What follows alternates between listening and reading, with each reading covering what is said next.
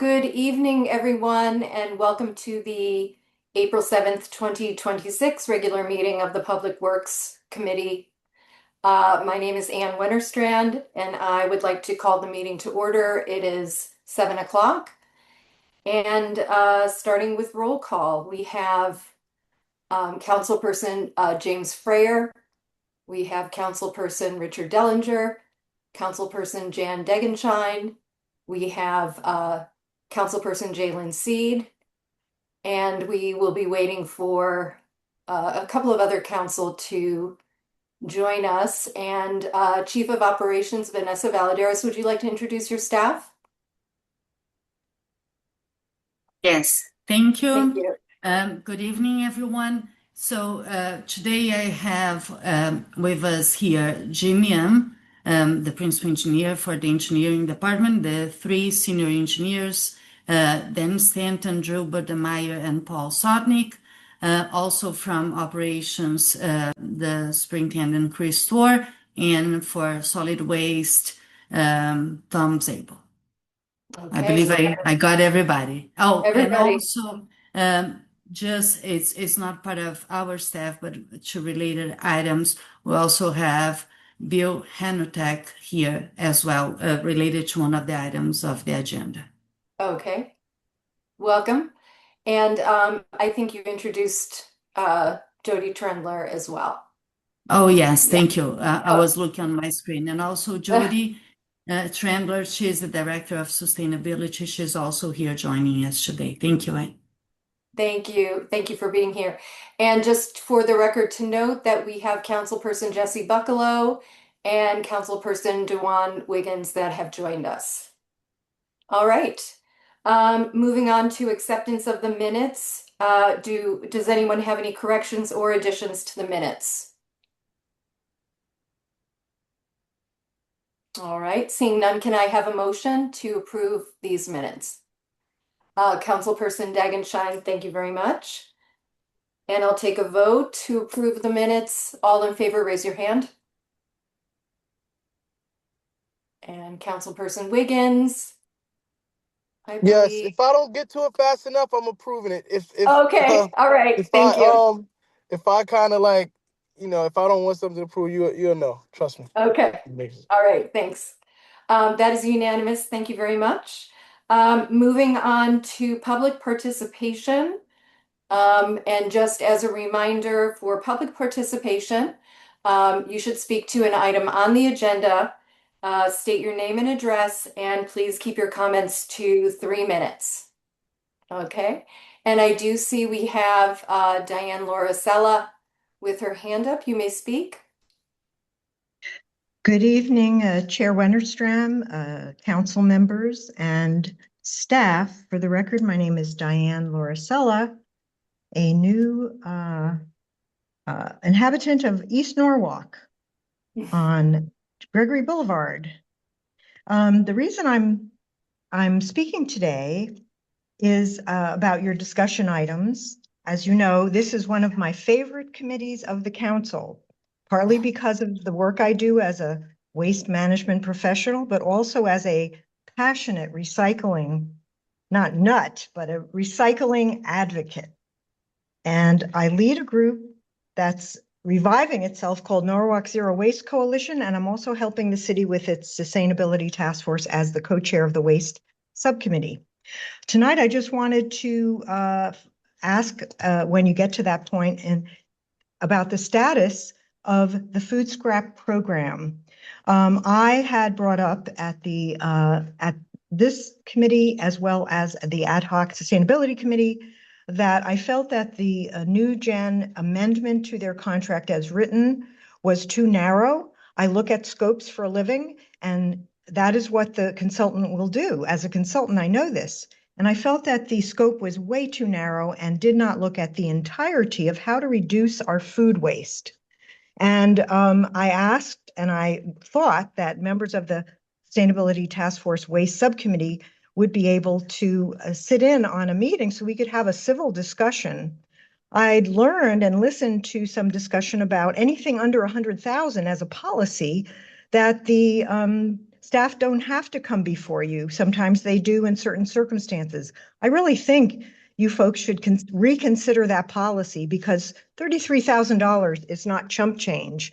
And because of the fact that I believe professionally that the food scrap proposal as written was so narrow, it only looked at the end of the process, not looking at the beginning of the generation resources, that we need to just add some items on that scope. I still think we are not yet optimizing our food waste program. We are also not yet optimizing our recycling program. And as Miss Vanessa will tell you, waste increases in the tipping fee keeps growing. And I still believe that if we do a better job recycling right, having better educational chances, that we will be able to reduce that waste. And I wish this committee would suggest that 20% be cut from the trash or waste hauling for this operating budget, because I think it will add an incentive to the staff and the public and all of you. So I thank you for listening. I also have a phone call request to speak to Tom Zabo, and he has yet to call me back, and it has been over 2 months. So with that, I do appreciate the staff, and I hope that they will not, I'm not in any way criticizing them. I am looking at programs that cost a lot of money, and I have been trying to suggest always solutions to making those costs be reduced and making us truly a greener city. Thanks for listening. Have a nice night. Thank you. Thank you for your comments and welcome to East Norwalk. Okay.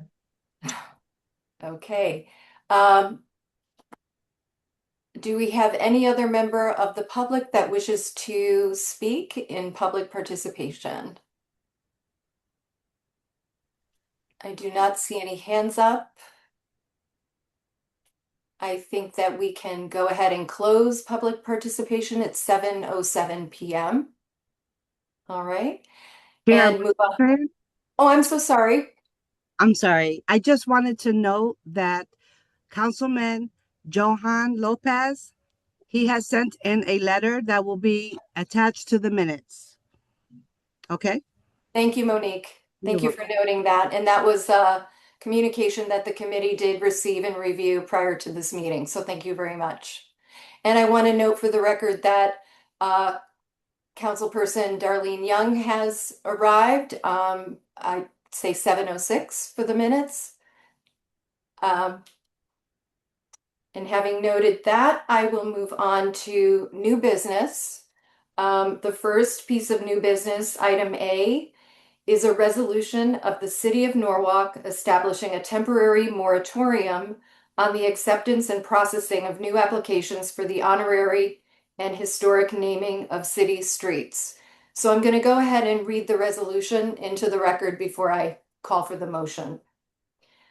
Whereas the City of Norwalk recognizes that the naming of city streets is a significant matter that reflects the history, culture, and values of the community, and whereas a proliferation of honorary and historic naming requests can lead to administrative inconsistency, public confusion regarding navigation and emergency response, and increased maintenance costs, and whereas the City of Norwalk finds it's necessary to review and update the existing policies and criteria for street naming to ensure a fair, transparent, and rigorous evaluation process, and whereas a temporary pause on the acceptance and processing of new applications will allow staff and elected officials the time required to revise Chapter 95, Article 2, Sections 95 to 37,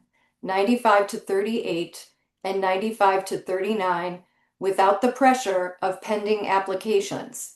And whereas the moratorium is intended to be a reasonable and temporary measure in the interest of the City of Norwalk and its residents.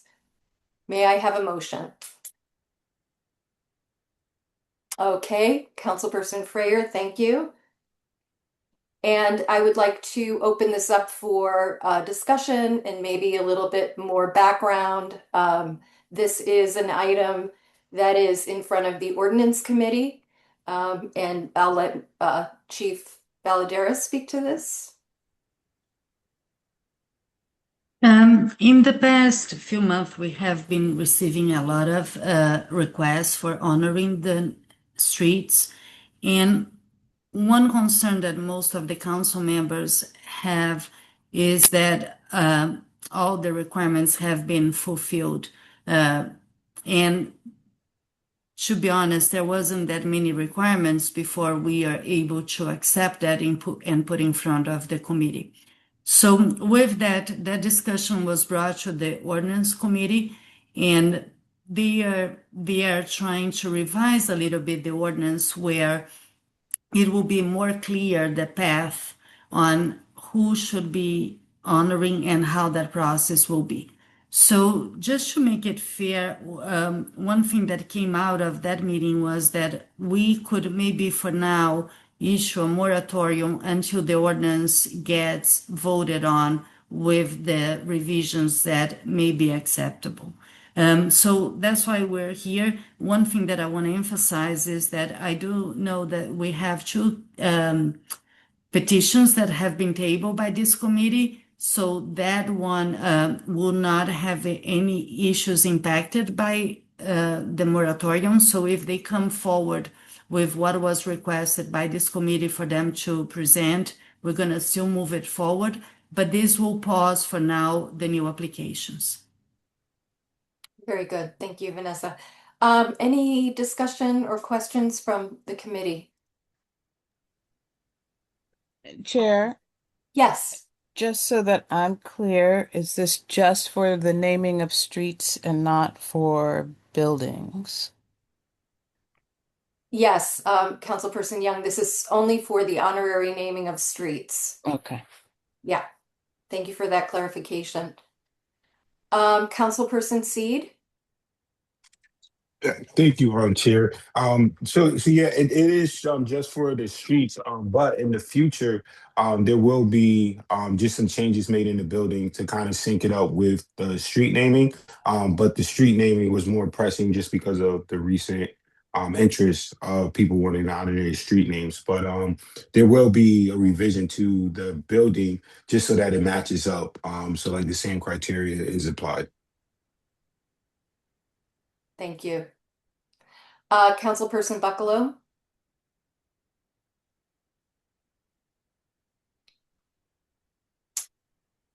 Unmute yourself.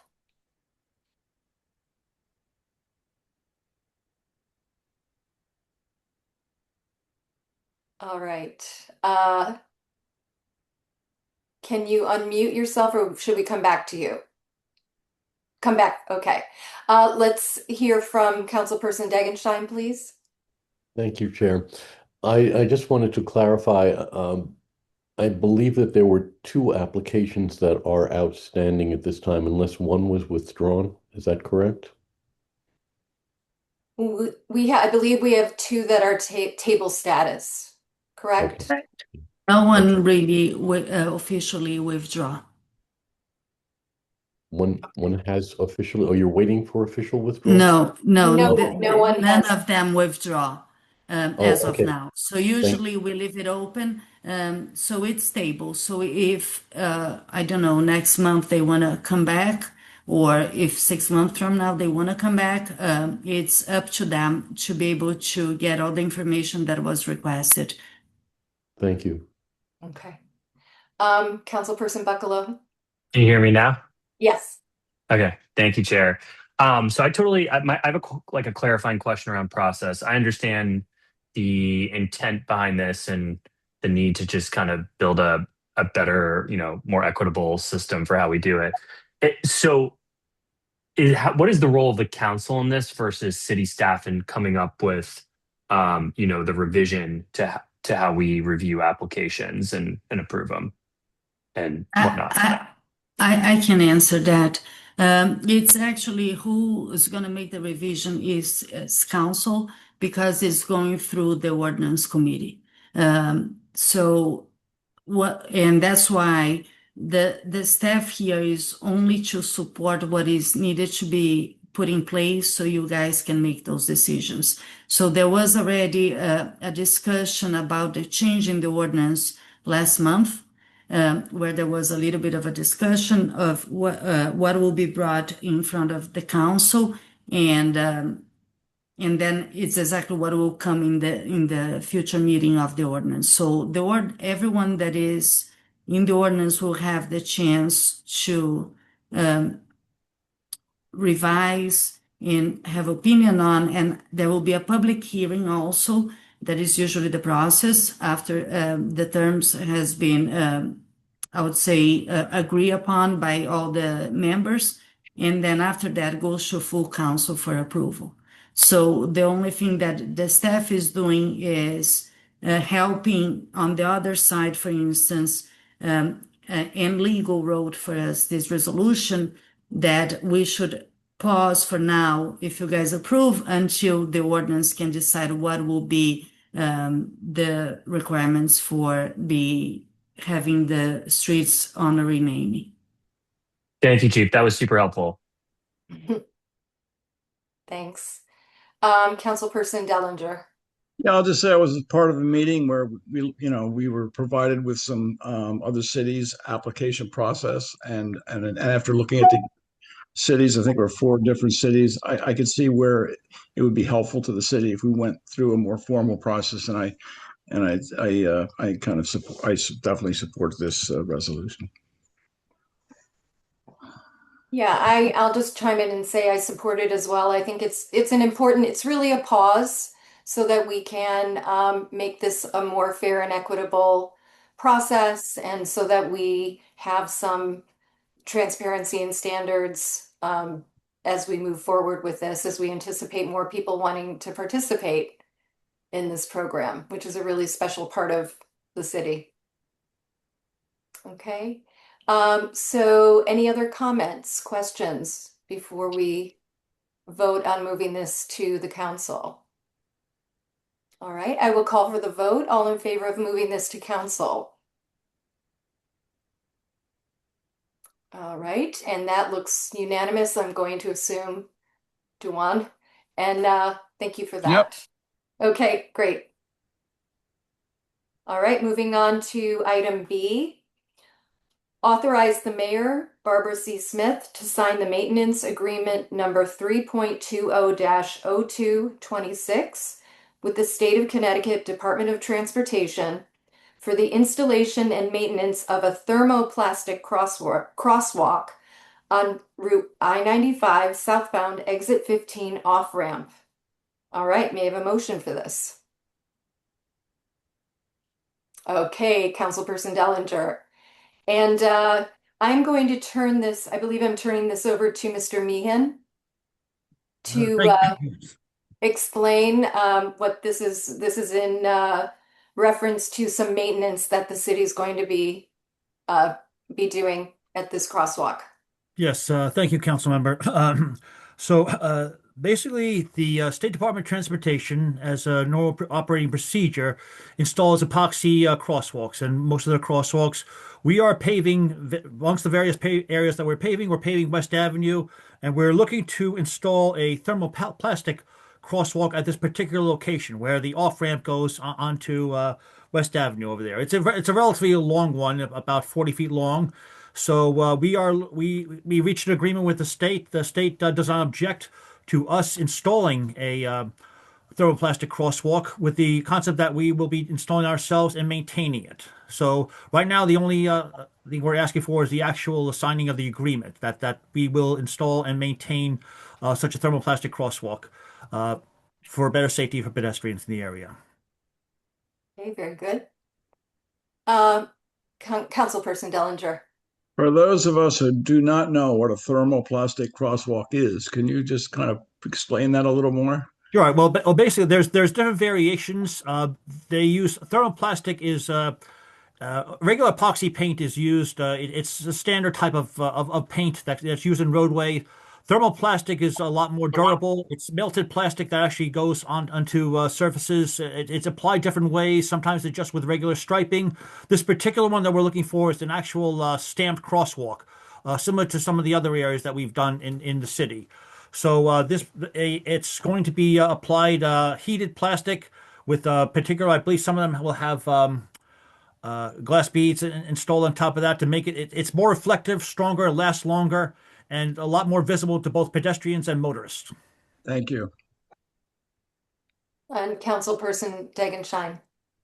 Is there an anticipated cost for this installation, and is there a cost that is anticipated for maintenance? How frequently must it be maintained? Yes, well, the cost for the installation itself, we've gotten prices back. This particular one, the prices that vary. It's probably going to cost in the range of about $8,000 to $10,000 for the installation of this one. It's a relatively long crosswalk, about 40 feet long, covers over 3 car lanes in the area, plus shoulder areas as well. So this one is a little larger than anticipated. Offhand, the maintenance schedule itself is based on how long the thermoplastic lasts, and that will vary depending on the durability, how much traffic. This area does see a lot of traffic, so we anticipate every few years it's going to require some reinstallation. But we don't have that particular estimate right now. I'm just curious, do you have a rough idea or where does that money come from for the maintenance? Well, that's going to be in terms of the installation itself. That will come out of Out of building DOT, contracts. but Yes, for the maintenance, it's the DPW budget. It's yes. It would be for within our budgets. Yes. okay. Councilperson Young? Thank you, Chair. So is this the first thermoplastic sidewalk? No, it wouldn't And be so is this, so are we planning to do this as a norm now, or what's the criteria for? well, no, I wouldn't say this is a norm. Most of the areas of deciding for thermoplastic crosswalks would be decided by transportation, mobility, and parking.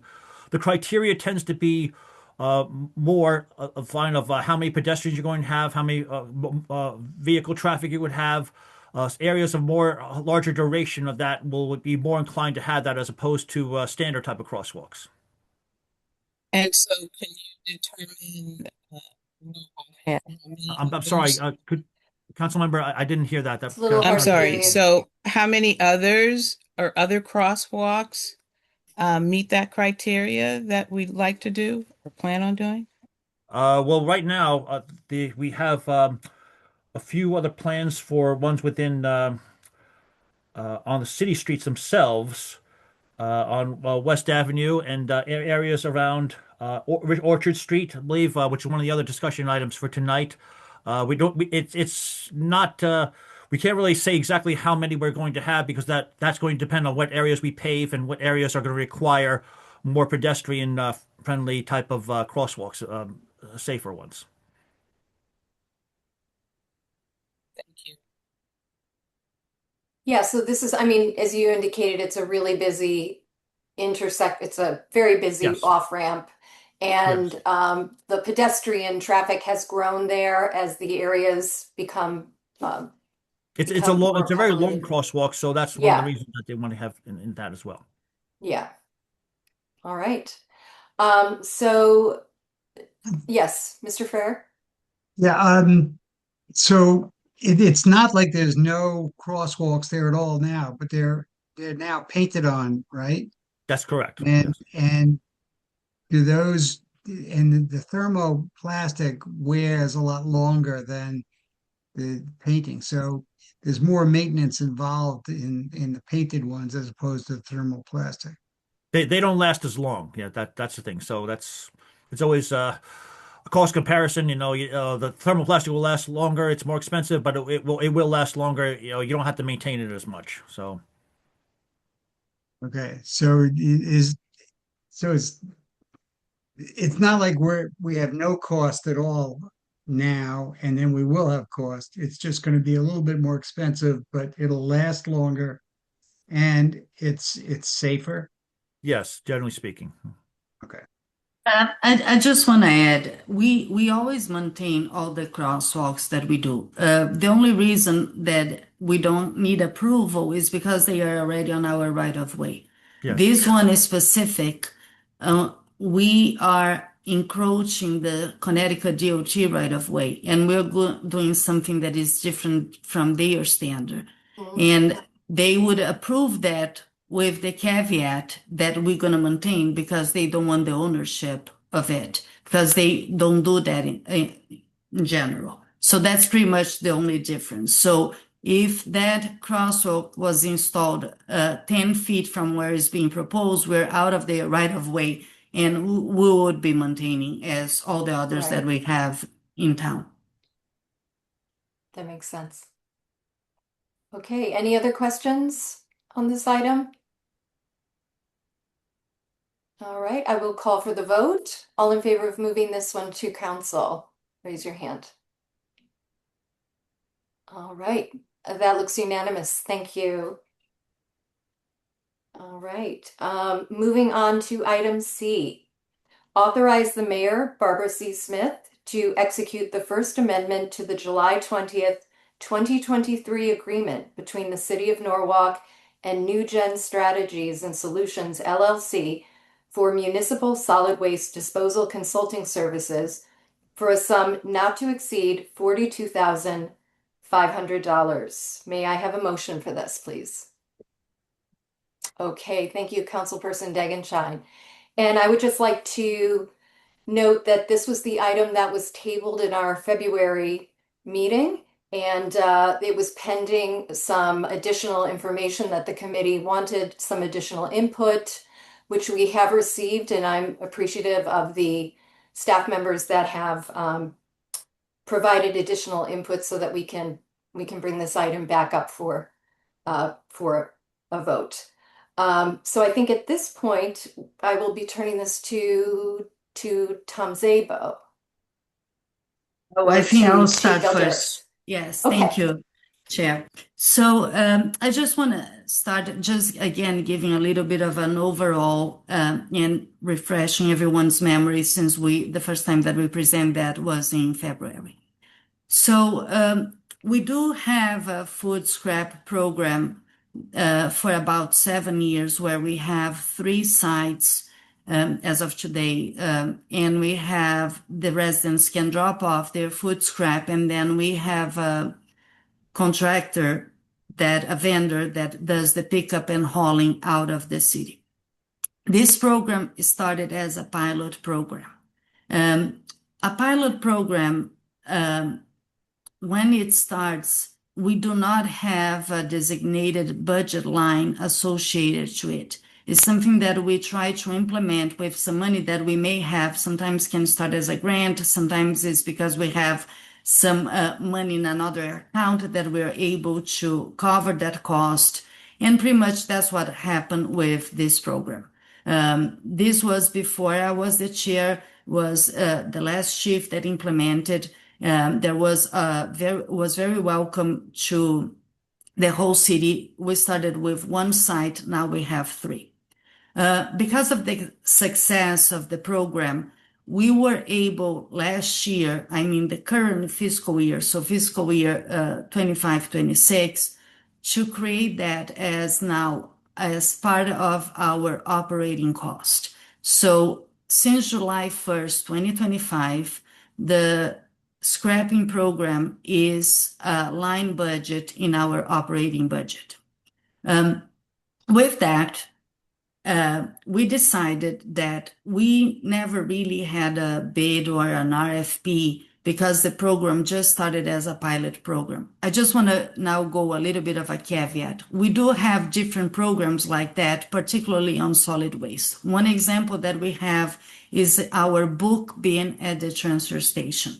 We have a book bin there that people can go and drop their books. Was a pilot program. We didn't pay for it, but we do have a contract with a vendor that he's responsible to remove those books. That hasn't grown too much to the point that we should consider adopting as a really a city fully funded program. But the food scrap is the opposite. We really want to embrace the food scrapping. The more that we can remove food from our solid waste line, it will automatically get us a lot of savings on the hauling of garbage. And as everybody knows, since we're on discussion of budget, solid waste is one of the highest costs on the DPW operating budget. So we are always trying to find ways on how we can minimize that budget.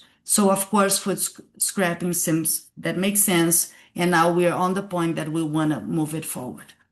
So instead of just writing an RFP in a simple way, we thought that we could engage again New Gen. So let me talk a little bit about New Gen. So New Gen was a consultant that through an RFP process that we did in 2023 was chosen and awarded to help us write our solid waste strategic plan. And also one of their tasks was to help us with the procurement process for our collection waste and the operation of the transfer station. That whole process took about 2 years. And with that, throughout this time, New Gen knows back and forth everything related to solid waste with the city of Norwalk. So with all that knowledge, we thought that it would make sense to ask them to look again on our scrape program and help us engage a vendor and see if there are things that we should be considering in this new bid that is aligned with the strategic plan that they help us write. Besides that, WestCog, at the same time, with other municipalities, including Norwalk, also hired New Gen a little bit after that we did to look at what the regional could benefit if we create something on a regional level. And one of the things that was also appointed there was that maybe try to find an area where we could all benefit from food scrapping. So that on the WestCog side will not going to happen right now because they need some approval from Connecticut Deep to move forward. They need to hire staff to be able to move forward with this concept until they start even implementing and when I say implement, is not really creating yet the regional, is developing the plan to be able to create this regional. So we are about 2 to 4, I would say more 4 to 6 years of it. So instead of us waiting, and because we do have a funding budget line for the scrap, we thought that would be a good idea to re-engage New Gen and ask them to help us in this process. So, and this is exactly what we are presenting. So that's what I just want to make it clear. Also, now I want to pass to Tom Zabel because Tom can give a little bit of the technical part of the food scrap. All right. Good evening, everyone. So I think sort of as Vanessa's mentioned, the economics of it's very important. The program has seen a good amount of participation in the several years it's been running. It continues to grow a little bit. And I think we're at a good point where we can kind of look at the whole program, find out if, do we add just one more site or can we utilize a consultant who has national knowledge of programs to say, maybe if you guys make a little bit bigger of an investment, you can save more money over the next 5-10 years. So I think that's a really important thing to consider. I think task 4 of the program is also important to recognize in the proposal. The theoretical in-house service will really give a full spectrum analysis of our options. Typically, something that's a smaller program sometimes does better to contract it out. but there is always the option to explore savings in-house. And in task 4, there's a few options to evaluate different collection methods, in-vessel composting options, and with NewGen's expertise, they may, offer a similar option like we do with recycling, maybe collecting at a central location and transferring it. So I think that'll be a big benefit to the proposal. It'll definitely provide us with a lot of insight into the industry around us, especially as it is relatively new and is definitely going to continue to grow. I think they'll also be able to provide good insight into maybe rates of voluntary program adoption that they may have seen in other communities that'll help us gauge how quickly we can scale the program, or maybe just kind of maintain it as a cost-effective strategy at the current scale it's at. And one other big thing to mention as part of our WinWaste contract, they will be performing a waste characterization study. And that's where they actually hire a third-party consultant to go in and dig through the trash that comes out of the garbage truck that gets collected on our city streets. And they'll be able to tell us exactly how much recycling is in the trash. And they'll also be able to find out how much food waste is in the trash. So through that study, that will definitely give NewGen a really clear picture of potential economic savings that we may see through implementing a different strategy of one or the other. So I think that's a good synopsis, I think, of the benefits and some of the technical information involved with food scrap collection and transportation. Yeah, thank you for that synopsis. I had a couple questions. I also just wanted to acknowledge that our Director of Sustainability and Resilience for the city is here. And if anyone would like to, she very kindly provided a review of this contract to be very thorough, since we had tabled this item, to give some context and feedback as to how this aligns with what we're doing as a city in terms of our goals to be the greenest city. So I just wanted to thank Director Trendler and invite comments. So Congressperson, I've just elevated you. Councilperson Young. Oh, I appreciate that elevation. If it comes Congresswoman. with a paycheck. Yeah. I see Ms. Trendler here, and I'd love to hear her comment or her thoughts on this. And she is also leading sustainability in this sort of effort for the city. Great. Sure, I'm happy to comment. So it's great to see that this program is doing so well that we need to expand it. So that is one thing that I was very pleased to see and hear, that the interest in the program is still growing.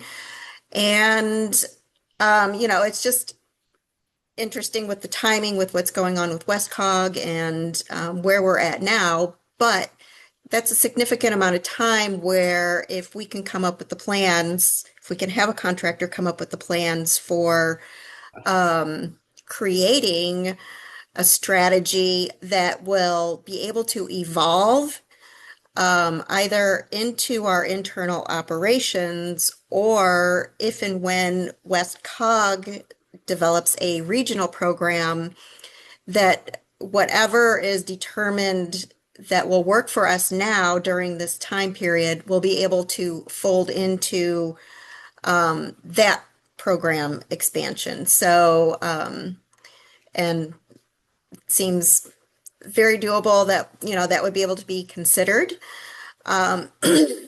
Because what we want to make sure of at this point in time is that this is going to serve as helping build the foundation for our ultimate goal to become a zero waste city.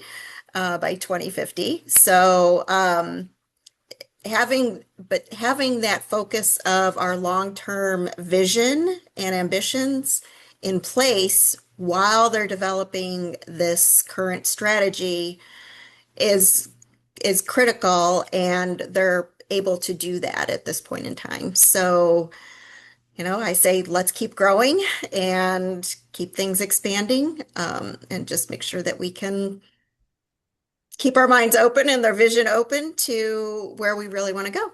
So it's great. Thank you. I see Councilperson Buccalow with his hand up. Thank you, Chair. So I really appreciate the updated proposal on this. And it was nice to see Jody's kind of letter as well. I'm just curious if someone from DPW, so it seems like Jody had some recommendations for some of the language to be written in for Task Forward, just to potentially include. And I'm just curious if that's, yeah, it'd be great to just kind of hear a response on that from the team.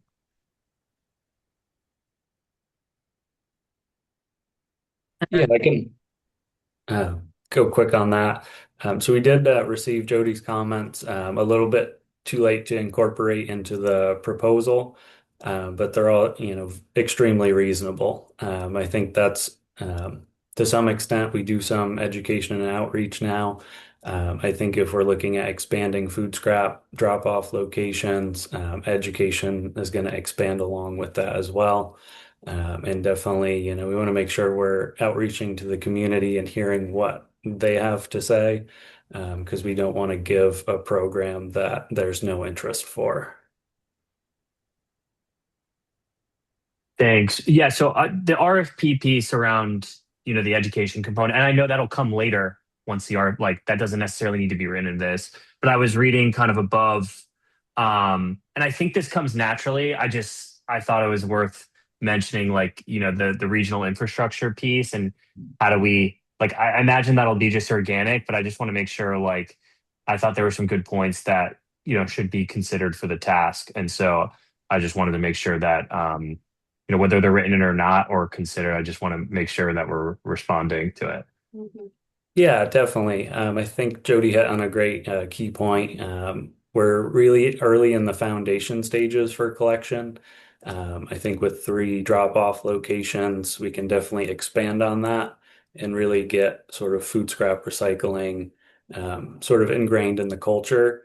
And that way once we do sort of reach a regional approach, we'll be able to really hit the ground running into maximizing the savings we could see from removing the food scraps from the waste stream.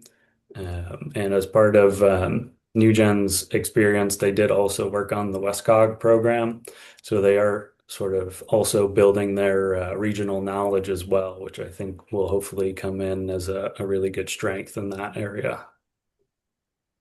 Thanks. Yeah, I appreciate your response on both, Thomas. I think it's important for folks to know that NewGen is working with WestCog. And I think I think that's, so the more we can highlight that piece and the connection between what we're doing at the local level and what we need to do now versus how it'll connect to a regional piece, I think is important for as we push this forward to the council. And so I appreciate that. And I'm happy where this proposal's gotten, from our conversation on February 5th. Thank you. Councilperson Dellinger? Yeah, I'm glad we're back at this proposal. I liked the idea the first time, and I'm delighted that Jody submitted this 2 or 3 page memo with the recommendations. And one of my questions was the same that Councilperson Buccalow said. So I'm glad it sounds like we can incorporate the 4 or 5. I'm particularly interested.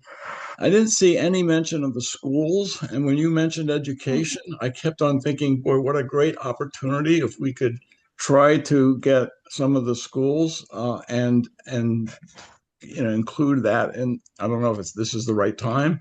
It's eventually, because I think young kids could tie into this and would hit two birds with one, at least with one stone. That is, do the educational part there, and also save a lot of money, hopefully, in the recycling. So I hope that's the case. I also know, I mean, I noticed since the last time this went up about $9,000 for this matrix evaluation.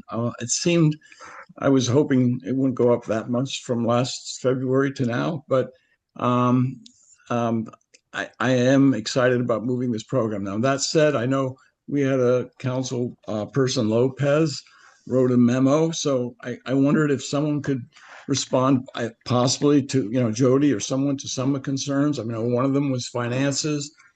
Some of the others were not lack of specifics. And I just wonder if someone could try to address some of those concerns.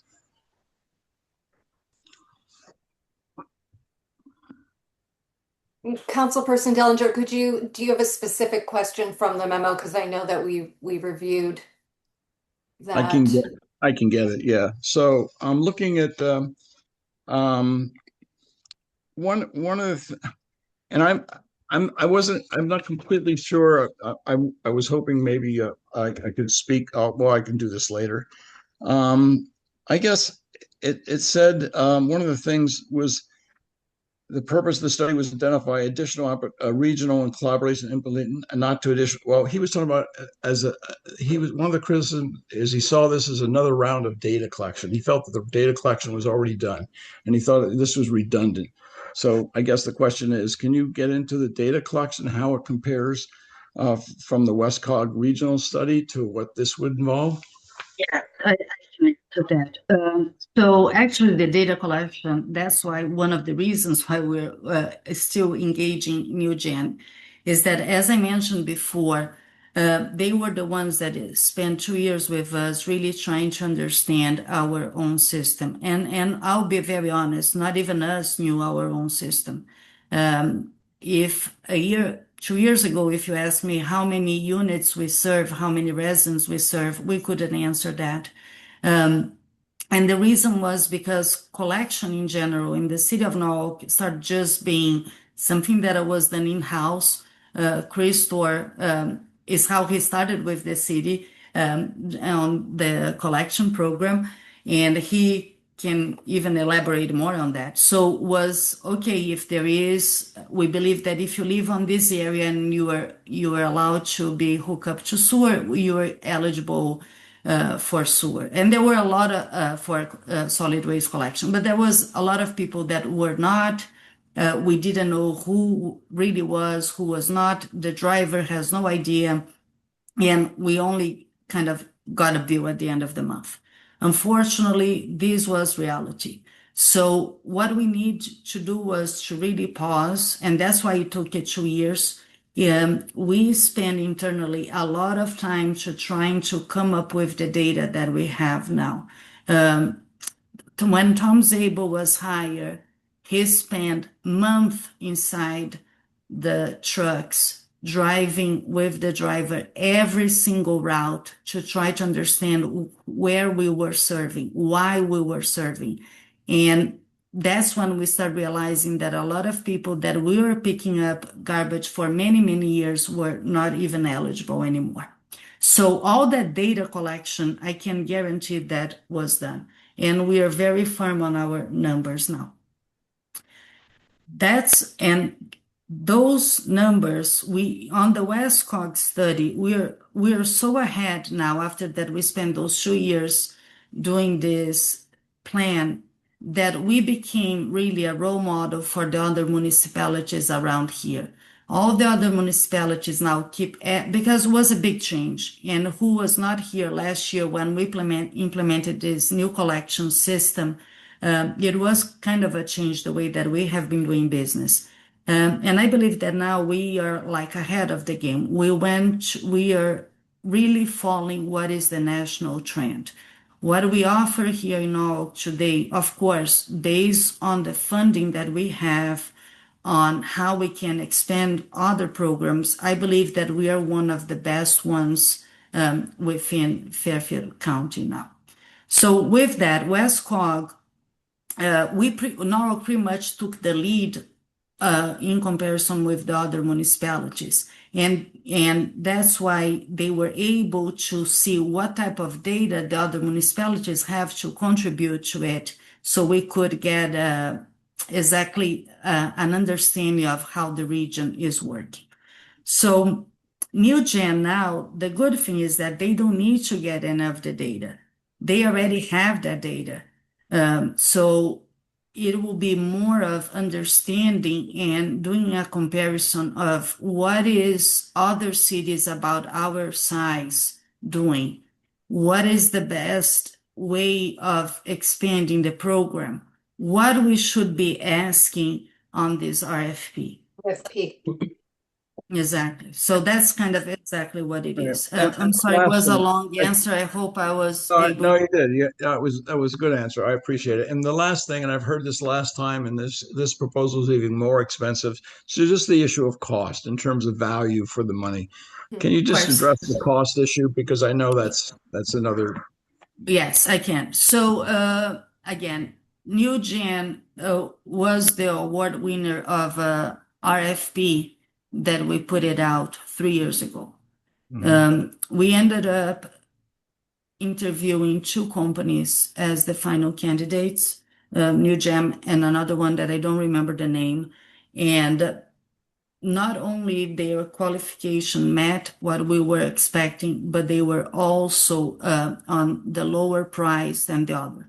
I'll be honest, we didn't pick NewGen because of the price, but was who was the team that they're gonna put to work with us. They brought the team that we still deal with pretty much the same person for 3 years now, and also how they are really available at all times. But I can guarantee that the cost, what they charge is, as every single consultant, is pretty much based on an hourly rate. That's why usually there is a matrix.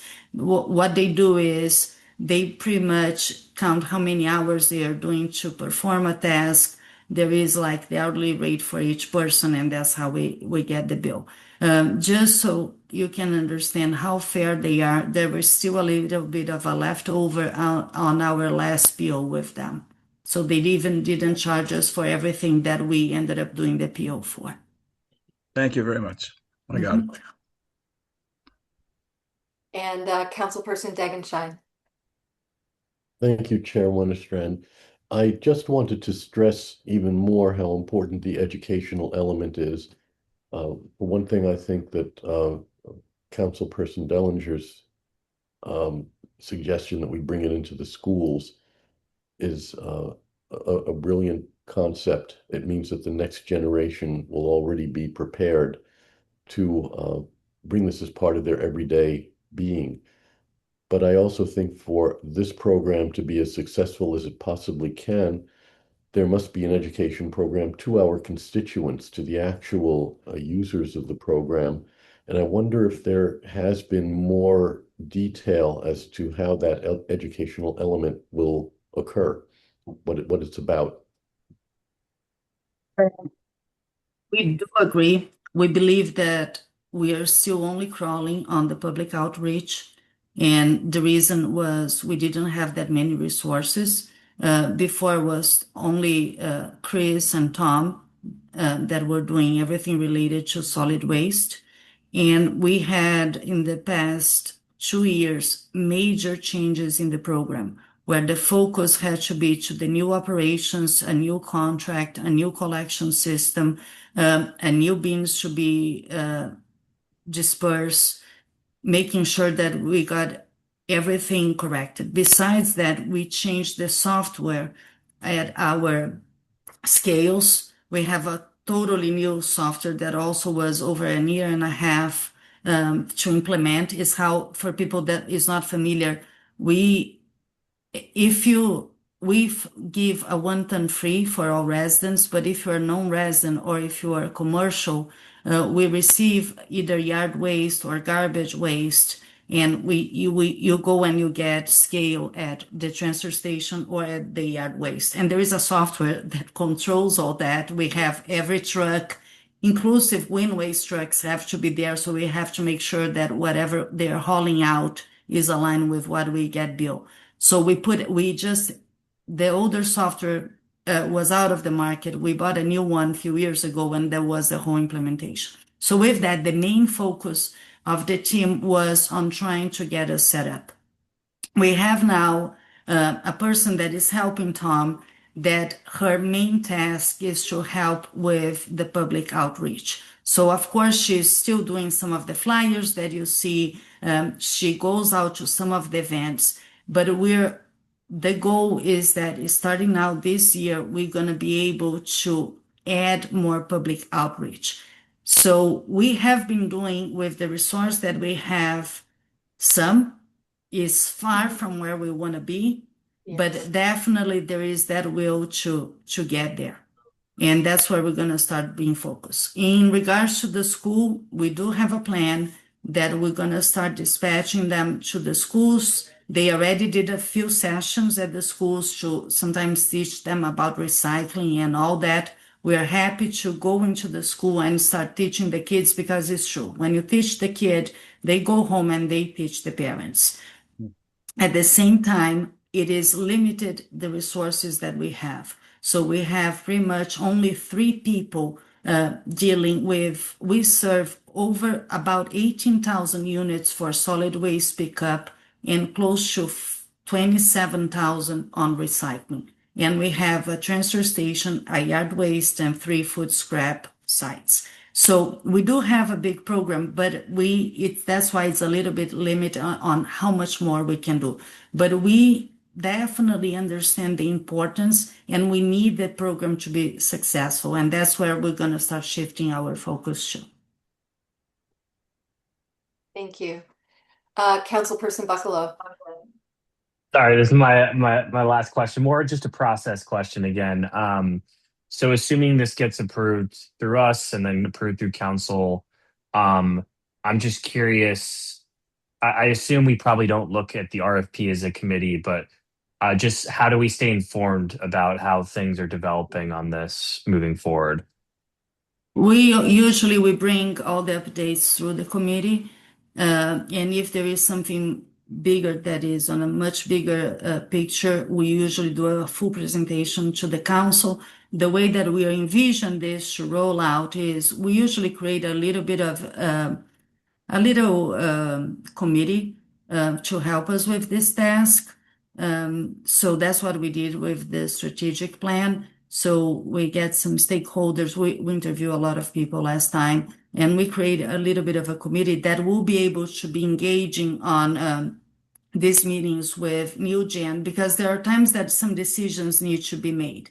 And so they present the facts, and then this small committee ended up deciding what we'll do. So usually we will have a kickoff meeting with the consultant after the contract is approved, and that's when we're going to define what will be the best approach. And most likely we'll have usually the chair of the Public Works, someone from the mayor's office, and then we try to staff, and then we try to get 1 or 2 people, different stakeholders that may be affected by it, and then we create this so we can participate in the process. Great. That sounds like a great next step for us. So thank you. Mm-hmm. And Councilperson Dellinger. Yeah, just one last question, just to be, if everything goes well with this, and if it does get approved by council and the committee, what do you see at the end? How is it going to benefit people? I mean, what's the big payoff that we're going to see because of this proposal? I think that we have 2 benefits. The first one, we're going to have a structural program that as of now we don't. We have a pilot program.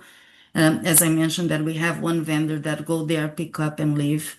The second is give us opportunities to apply for grants.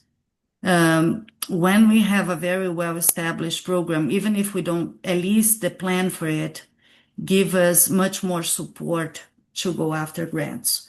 And I think that this is definitely one of the biggest benefit of establishing it. Also, establish on the financial planning.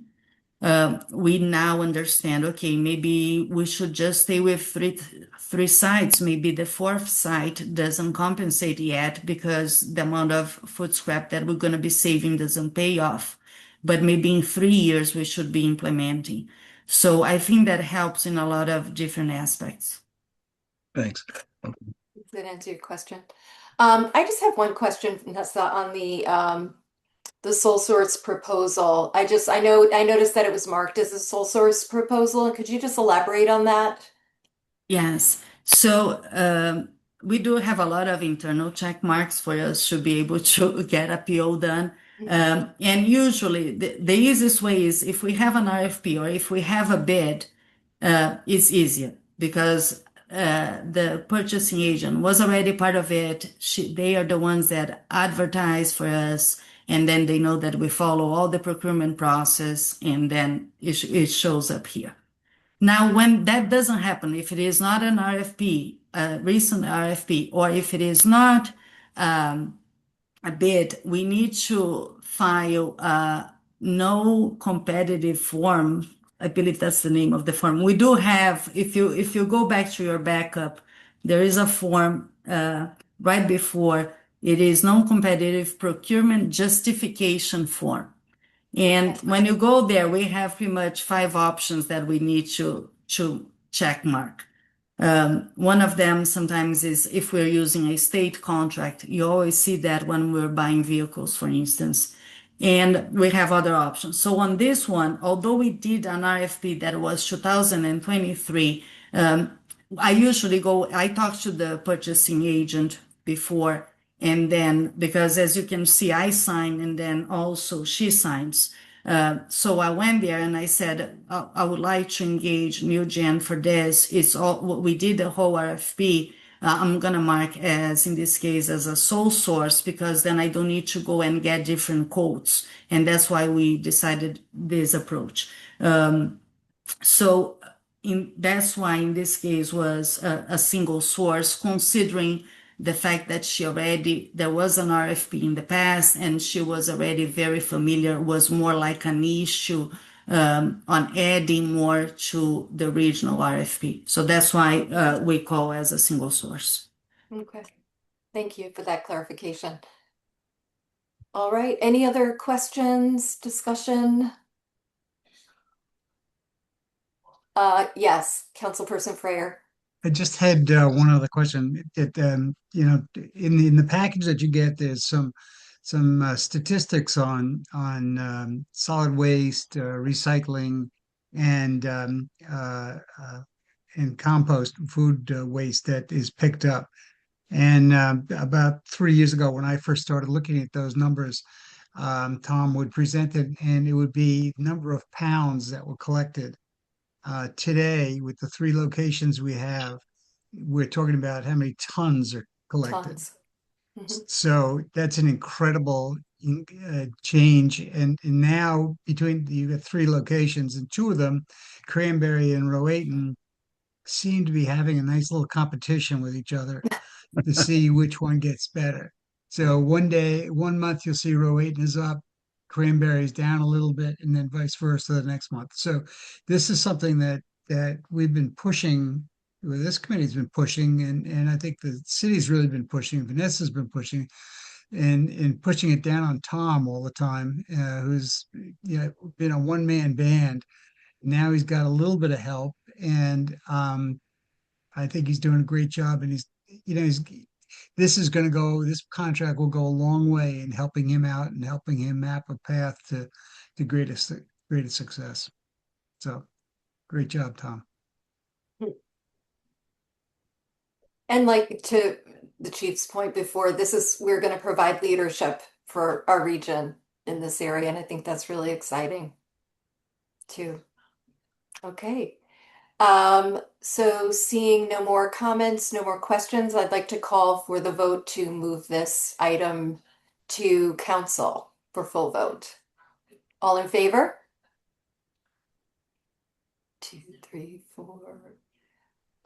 Do we have Councilperson Young and Councilperson Wiggins? I'll take that as a yes, and that's unanimous. Thank you. All right. And thanks again to everyone that provided additional background and such thorough explanations for this. Yeah, thanks. I appreciate it. I love pushing this forward. So thanks, Vanessa, Yeah, thank and you. the whole staff. I greatly appreciate it. All right.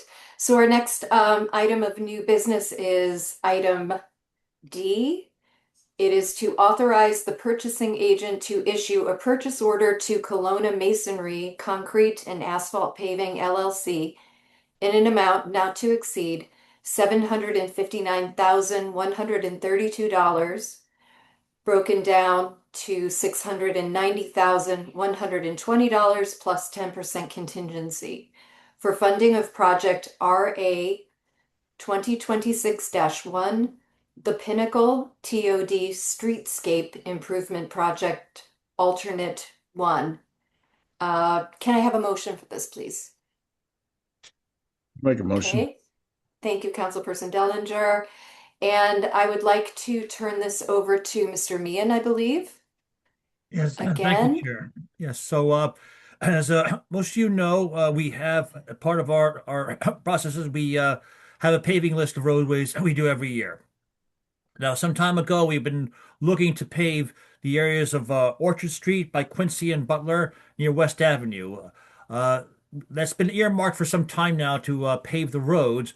We have held off because there was a major redevelopment project in the area. And a private developer has developed something, and they were doing work in the roadways, utility work. And so we thought it best to hold off for there. It was true. And now that that work has been completed, now the Redevelopment Association of Norwalk is now looking to do a streetscape project within the area. They're going to be doing sidewalks and various other tree implementations. So we figure it's now efficient for us to throw in within the contract to actually pave the road as well.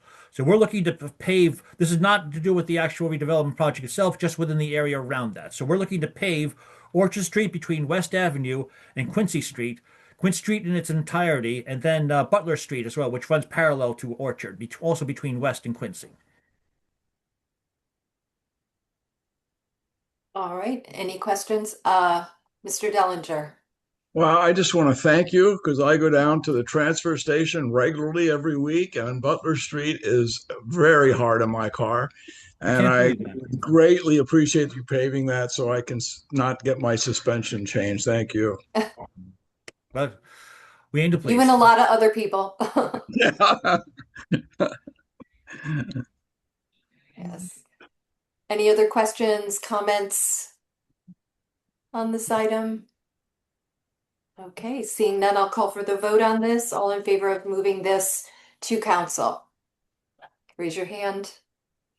All right, and that looks unanimous as well. Thank you very much. All right, so the next item is item E. I'm going to read these two items together. This pertains to Building 2026-1, City Hall Drive Curb Ramp Project 2026. Number 1, authorize the mayor, Barbara C. Smith, to execute an agreement between the City of Norwalk and AVT Excavators LLC for project BLDG 2026-1, City Hall Drive Curb Ramp Project 2026-Alternate 1 for a sum not to exceed $73,620, accounts noted. And number 2, authorize the Chief of Operations and Public Works to execute orders on the contract with AVT Excavators LLC for project BLDG 2026-1, City Hall Drive Curb Ramp Project 2026 for a sum not to exceed $14,724 contingency, and accounts are noted. May I have a motion for this item, please? Okay, thank you, Mr. Degenshine. And I'm going to turn this over to Mr. Meehan again. I believe this is Yes. A project to make the sidewalks and ramps ADA compliant and more accommodating. Thank you. Yes. Actually, Bill Natick was on line as well. This was initially his project. They're looking to. I'll let him talk about the technical aspects of this, but we were looking to implement this for the ADA compliance sector, and we received bids to do particular sidewalk ramps and some sidewalks up by starting up by Eversley Lot to make things more handicap accessible for residents. And so, if you have technical questions, I'll let Bill handle about what was the initial motivation about this and everything else that's required. Hi, I'll just start by introducing myself. Great. Thank you, Jim. My name is Bill Naddick, and I am the ADA coordinator for the city. The idea for this project goes back to the 24-25 fiscal year. As ADA coordinator, part of my responsibility with the city is to prioritize capital projects to improve accessibility and remove architectural barriers within the city, supporting equitable use of city facilities. There has been an ADA transition plan in place since 2013. There is a new draft ADA transition plan that is forthcoming. These are federally required, and the city has a requirement to show progress on removing items that have been identified as not providing accessible and equitable use. City Hall Drive is kind of a unique spot. It does not tend to rise to the level of a city thoroughfare. It's more of a parking lot for City Hall. It falls under DPW and property management.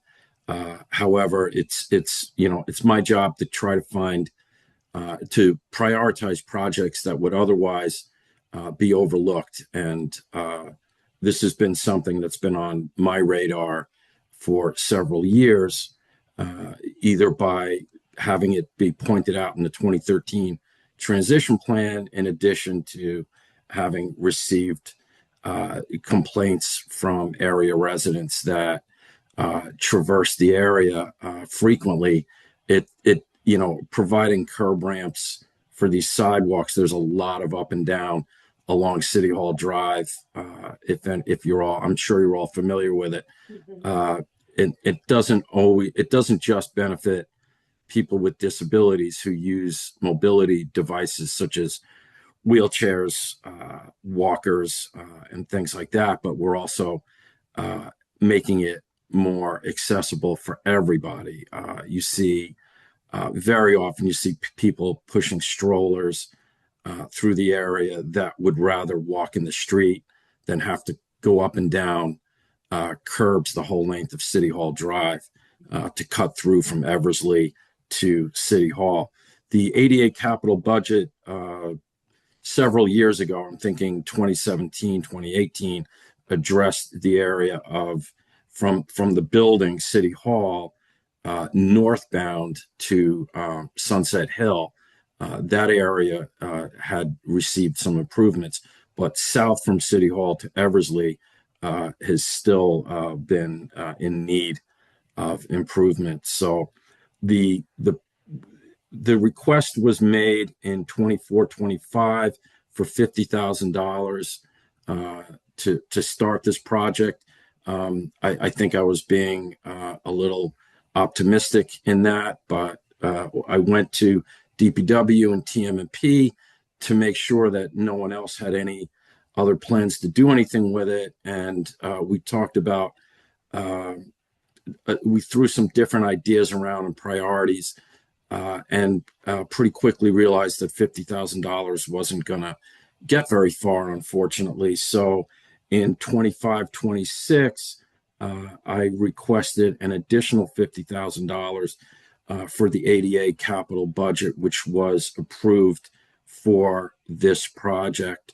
So there's a total of $100,000 that's been designated and approved by council already. It's in the ADA capital budget, and this project was put out to bid as a base bid project and two alternates. The base bid project, if you'd like, I'll share my screen. I don't want to belabor it too much, but just to kind of get ahead of any questions you may have.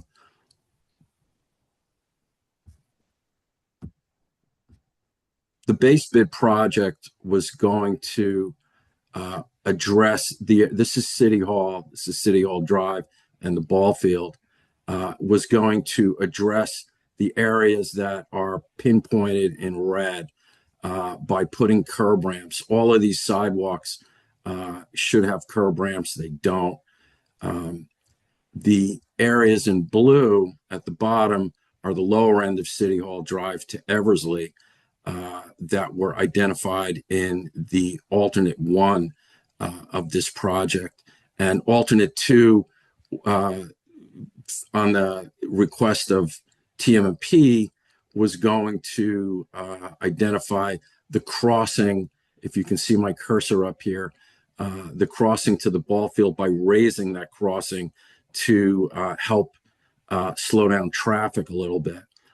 The ADA capital budget already funded curb ramps at this location, so that was put in as the second alternate.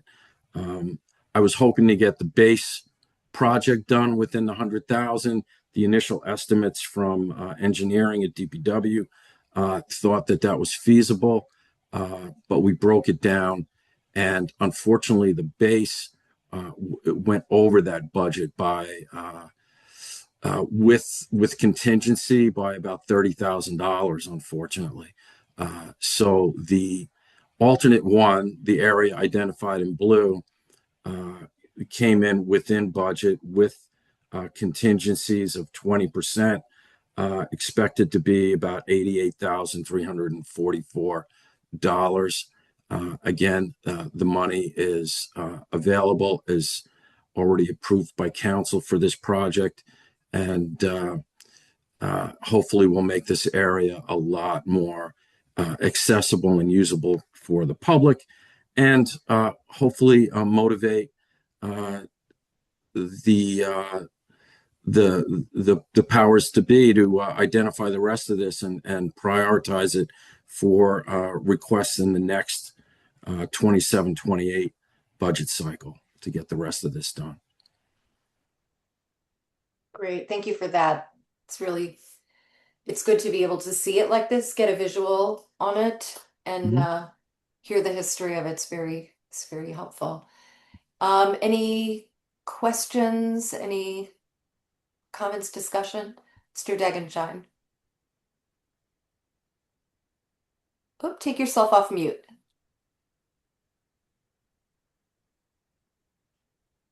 Thank you, Chair Wennerstrand. There you go. I wanted to first commend Bill Natick for the work that he has done, and also for the committee that he leads. They are unfailingly looking for ways to create equality for those who are disabled. And I was a bit disappointed that the basic funds did not cover the main area where those curb ramps would be necessary. And I do agree with him that it will call that to mind for the next round of funding that we will be requesting.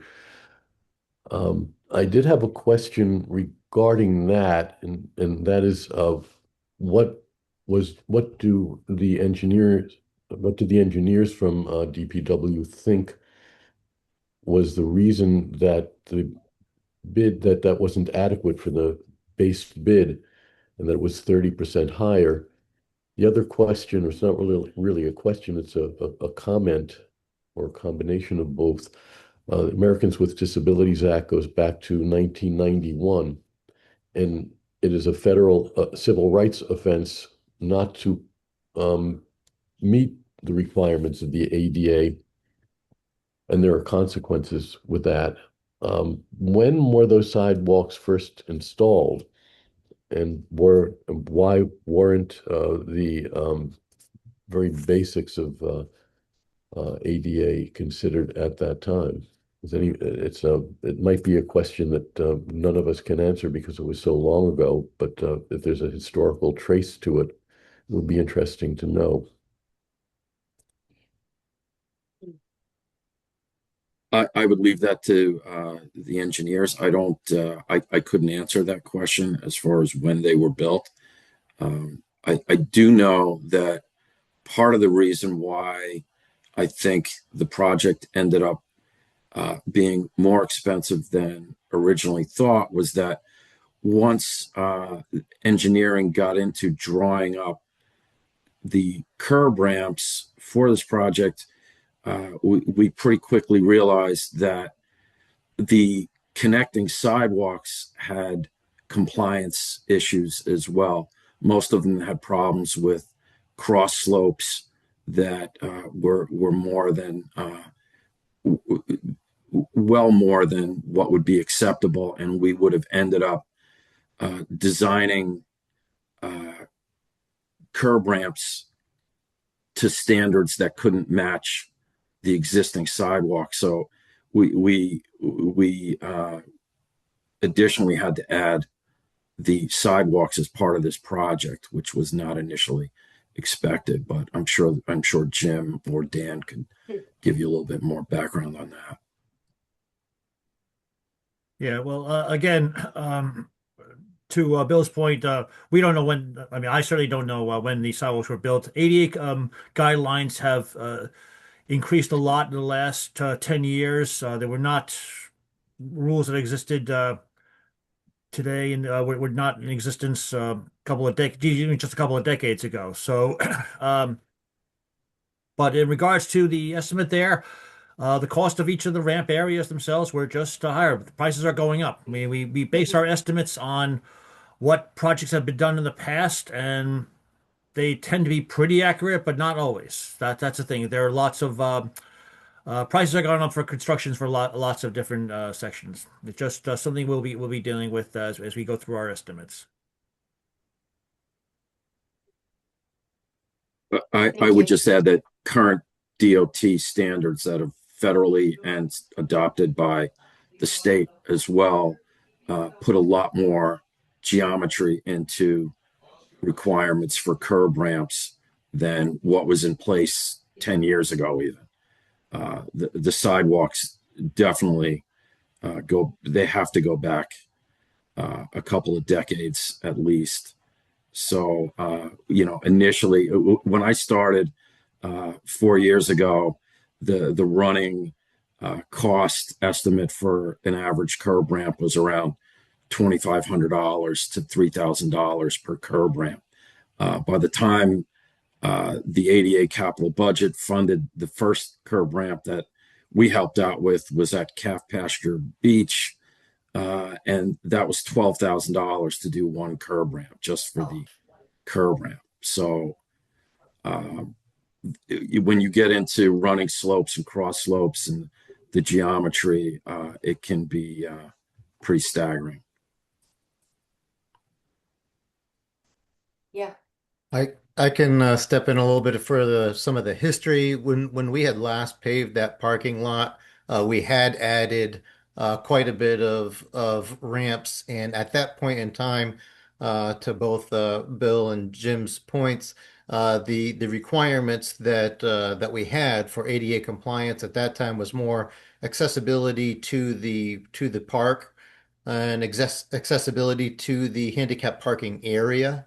And areas that were within certain grades. So there was already access along the sidewalk at the very front of City Hall.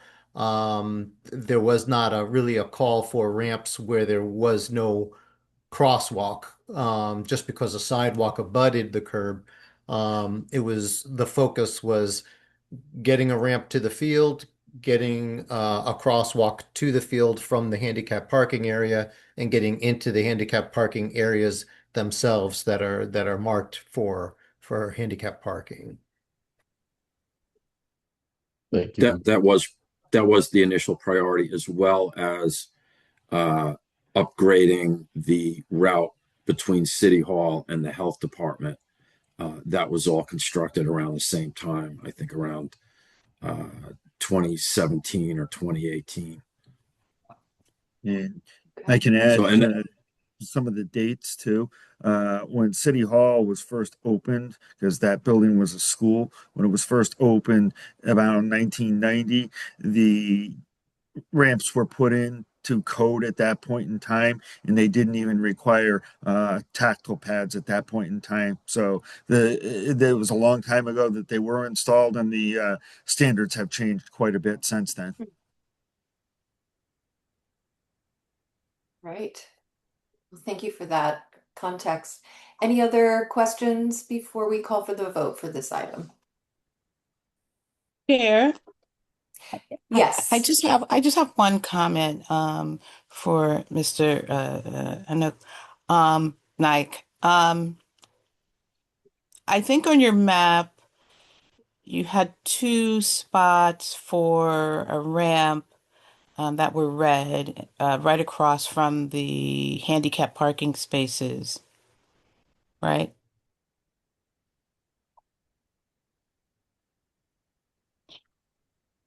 I believe so. I can try And to. and so we're not proposing those yet.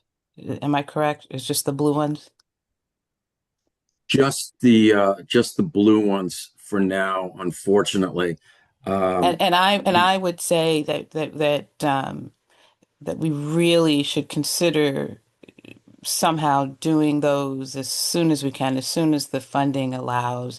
I think, as someone who works at City Hall and sees folks who utilize the handicap parking spaces, they really need that access. I think if and when the funding is available, that we consider doing those two, if nothing else, within those red spots that you identified, because that is a real hazard to me. That is a barrier for folks who have to walk that distance to that slope that's almost in front of the building. And they do have difficulty walking up onto that sidewalk because it's rather high if you do have some sort of mobility issue. So I just want to put that out there. And just thank you for the work that you're doing. Thank you. Councilperson Freyer. Thank you. Ms. Young, you prodded me into another question that I have is that all of those blue cuts that you're going to put in are up near where we have most of the employee parking. Is that where it is? That is correct. There there any way- was. Okay. I'm sorry. Go ahead. sorry. My suggestion was, or there's a possibility, could we reduce those and put in a few of the other red ones down where we've got public that are going crossing over the street and into City Hall? Rather than just say I can't do any red now, but I could do 4 red and 10 blue or something like that. This is how the project was actually bid in this fashion. So to the point, we broke it up to see if we can get as much as we can done. The funding is not available to do the ones that are down there. Changing those up changes the scope of the work. That's how that works. It's not possible to do, but it's a very long process to get an amendment for that.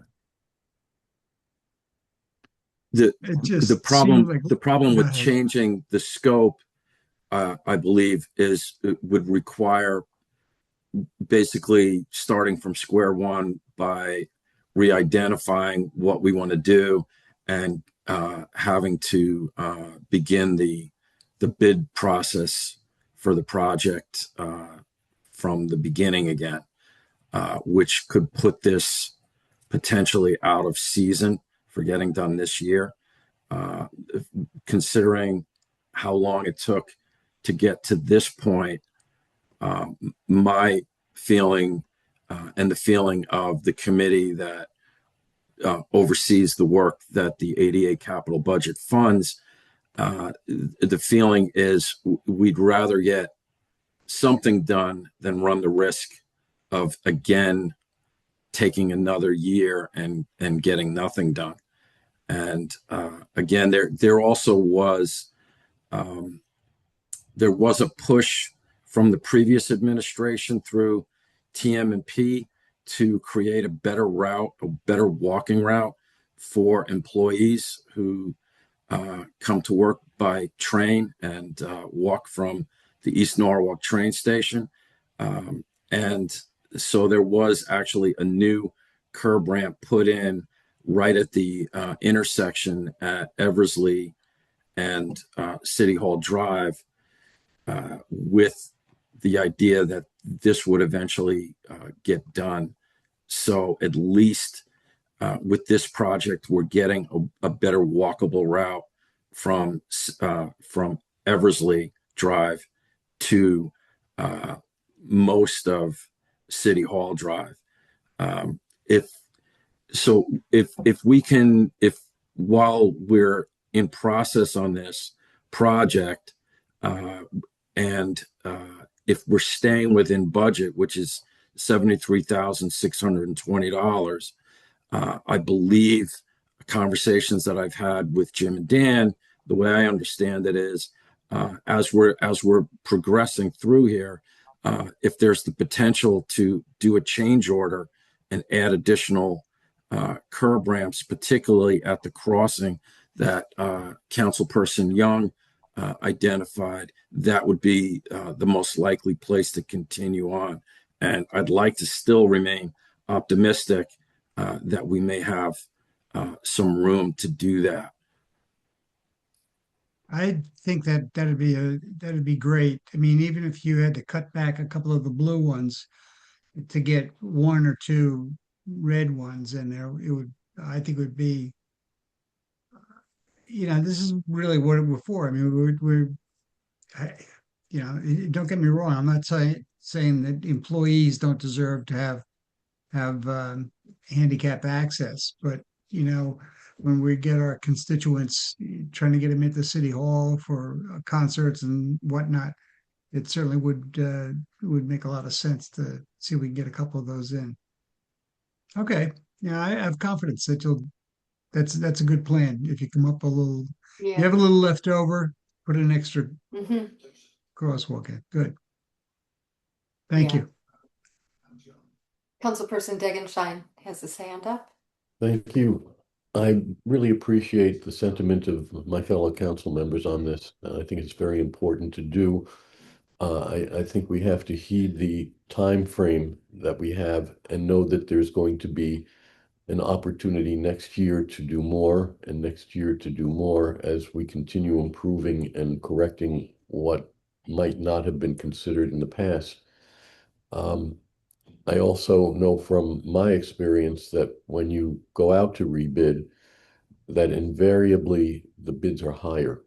I don't know why. You would think that people would get wise and figure out that they could do better, but instead of sharpening their pencils, they think about what they left on the table in their bids, and the bids generally go up.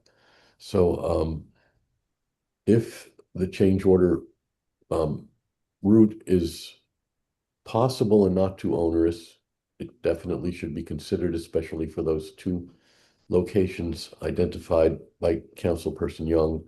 If not, there will be next year. And I would encourage all of us here to vote this onto the full council. Thank you. Thank you. All right. Any other comments, questions before we call for the vote? All right. All in favor of moving this item to the full council, please raise your hand. All right. And that does look unanimous. Thank you. And thank you for the thorough introduction to the work and the work that you're doing. Thank you. All right. Okay, moving on to our final item in new business, item F. Near and dear to our hearts, Norwalk Public Works Center Salt Shed Foundation Wall Replacement Project.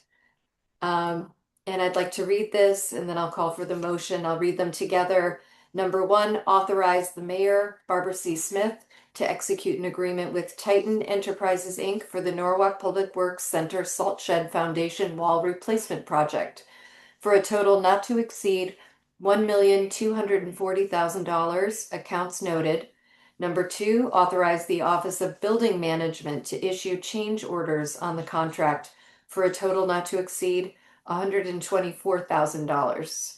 Account numbers noted. May I have a motion for this?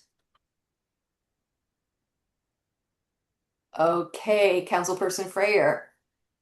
And I think I'm turning this back over to the chief.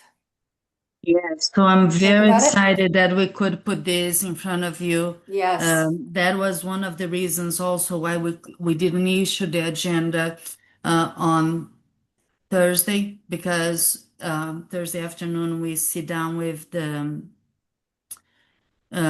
contractor Titan to go through a scope review to make sure that we were comfortable on awarding the contract to him. So as everybody knows, our salt shed is not doing very well for a few years now. What is limiting a lot of our operations. Just to make it safe, since last year we ended up putting inside some concrete barriers, so this way the loader doesn't get to the wall and doesn't really knock it down the building. So it was very, very overdue. For those that are not familiar, what happened was that the salt, we have at the operations center an environment that is very harsh.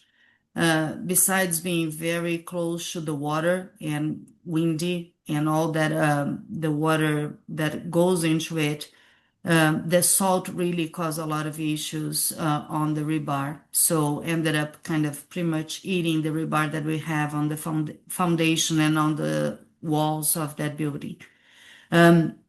So we have been trying every year to request more money for funding to try to do something with it. And also we didn't know exactly what was the answer on what we're going to do with that building. We consider rebuilding another one.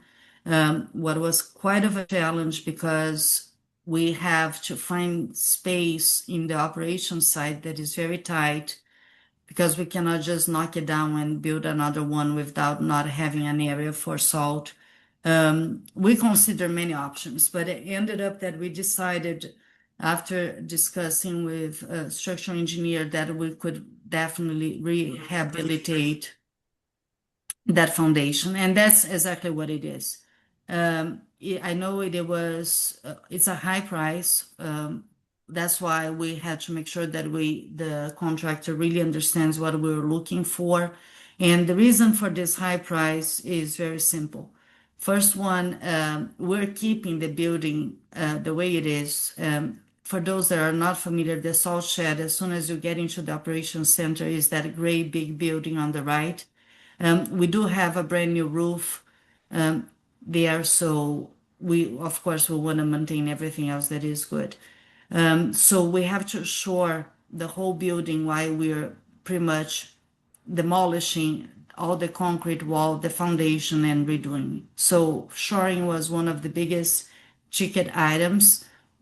And then we're talking about a lot of rebar. Is very reinforced, the rebar that will go into it, and then concrete. So that's pretty much what it is. We went through, Chris, that is here also, we were in the meeting with the contractor. We went through the whole scope, and I think that we are comfortable on moving this forward. I also want to say that this is really time sensitive to us. That's why we hold the agenda until yesterday that we could issue, is because this year we couldn't, because of the MEFA blocks being installed inside, the capacity of the building is very reduced now. We pretty much is half of what we can put in. Usually we can fit about 7,000 tons of salt, and we didn't even put 4,000 this year. And that, when you have a salt shortage and that winter, as we did this year, was quite of a challenge on some of the storms. We believe that this project will take between 3 to more like 4 months to get done, hopefully 4 months. And by the time we have a contract, we are ready. The clock is ticking. We want to try to buy salt and have that shed full in October. Wow. Yeah, it is a tight timeline. Any questions? Chris, I don't know if you want to add something else to it. I'm good.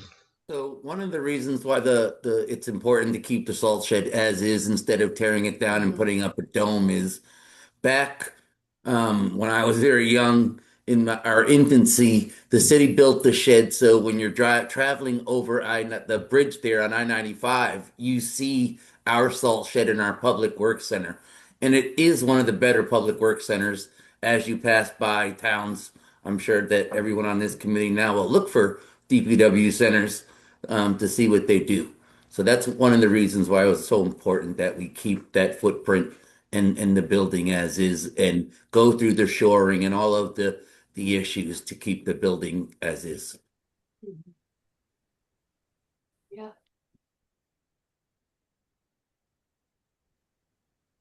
Any questions?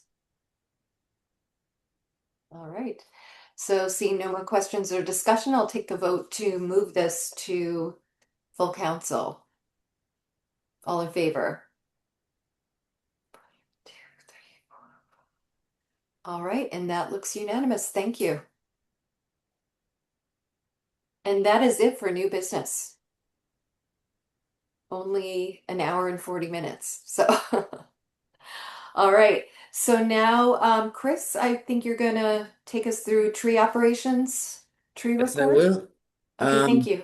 So February was a quiet month for trees. We had a lot more snow than available time to take down trees, but we did prune 3 trees at Calf Pasture Beach. 2 of them were the tree of heaven. For those unfamiliar, those are an invasive, and we try to take down as many of those as we can. We pruned 6 trees in the right of way at 127 Ponus Avenue. And we removed a tree at 20 Day Street that was dead. And the locations are noted, Councilman Frere, specifically for you. I'm very proud of you. That's all I had. Thank He's you. very pleased. He's very pleased with that. All right. And now I think we're going back to, thank you, Chris, Mr. Zabo, for the municipal solid waste and recycling report. All right. Good evening, everyone, again. I'll start off with our solid waste and recycling metrics. Those are exactly where we would typically see them over the past 6 months, right around like a 13% decrease in curbside tonnages. On to our food scraps. Usually February, March, and sometimes January are our slowest months of the year. I think with everyone being inside, snowstorms, cold weather, a lot of residents aren't making the extra trips to the drop-off locations. So those are sort of our lower numbers that we expect to see during the winter months. They typically start to pick back up as it gets warmer. And of course, as you guys know, we are looking at hopefully increasing our food scrap collection, education, and everything else involved with that. For our city programs, currently we're running our first week of yard waste collection. Next week will be collection for the Thursday and Friday garbage collection days. As well as yard waste, we're running the bulky waste collection program. This month, Zone 2 members are receiving collection. We had 110 residents sign up for Zone 2. Next month, Zone 3 will be the zone for collection. We expect about another 110, maybe 130 residents to sign up. Those residents will need to sign up between Monday, April 13th and Thursday, April 23rd. Once residents call to sign up, they'll be given a collection date next month. And then we have two separate recycling themed events. We have our collection event for cans and bottles. That's going to be Monday, April 20th, as well as our first mattress and box spring recycling event of the season. That will be on Saturday, April 18th at the Public Works and Operations Center. And then lastly, our education and public outreach section of the report. We did a social media post for Global Recycling Day. In that post, we kind of gave an overview of the city's recycling, where it goes and how it's processed. We've been trying to do a little more education on the why. A lot of residents, and I think nationwide, have heard some maybe not so great things about recycling and how some commercial businesses handle it. So we wanted to really educate residents and ensure them that all of the recycling that does get put in a blue bin does get recycled. So that has been going pretty well. We definitely are getting a few more likes and a little bit more engagement. Most recently, we put together a short video on what can be recycled, and then we're also working on a video about what cannot be recycled. There's so much that goes into those, we had to break it up to 2 videos. So hopefully those will be like a little bit more digestible, and hopefully capture some more attention. And then further along towards the end of this month, we will also be posting a short video highlighting our food scrap drop-off locations. And then, as many of you may know, Earth Day falls this month. I'll also be attending the Earth Day Festival with an information table on some best practices for recycling, waste reduction, things like that. And we will also have sort of like an engaging game for attendees who come to our table to kind of play and test their recycling and compost knowledge. Okay. Very cool. Are we going to have any vehicles down there, Chief, for Earth Day? No, we Okay. don't, with the exception of wind waste, because it's Earth Day, they usually wind waste bring their trucks, but DPW do not bring any of the vehicles Okay. specific I for was just that. curious. Yeah. All right. Councilperson Dellinger. Yeah, I want to thank you for that, Thomas. Is the video you did on recycling the one the mayor put out on Facebook? I saw a Facebook thing of the mayor did with a video attached. That's the one. Yeah, I think that was a great job doing that. I have 2 questions. One, what about hazardous waste? When's the next Norwalk hazardous waste? I didn't see it on there and just wonder what you're doing with that. And the second question is, I wonder if you could ever do, I saw this at the Greenwich website on composting, and it was about encouraging residents not to rake their leaves, not to necessarily bring their leaves to the yard station, but actually to mulch them on their yard. And I thought that's another good educational program that would be appropriate to try to minimize the amount of yard waste we get.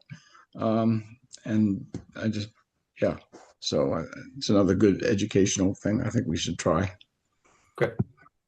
Yep. Yeah, we could definitely work on that. I know it definitely adds to sort of the holistic view to really increase any opportunity to reduce waste and enrich both, the soil in your yard and gardens and things like that. And to minimize leaf blowers. Yeah. Yeah. Protects the insects too. Well, the longer you leave Yes. your leaves Right. out in your brush, Mm. it's better for all the life that's buried under there.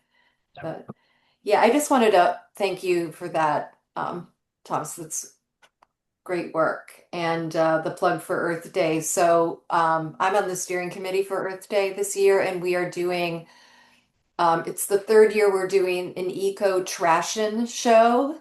If you've never, I don't know if anybody's familiar with this, but so it takes place on the green.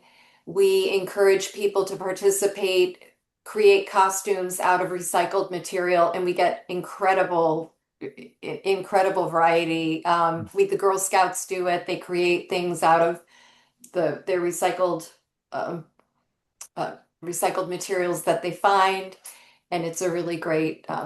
It's just a really great demonstration of what people can do with things that they might normally throw away. So hope to see you all out there on Earth Day.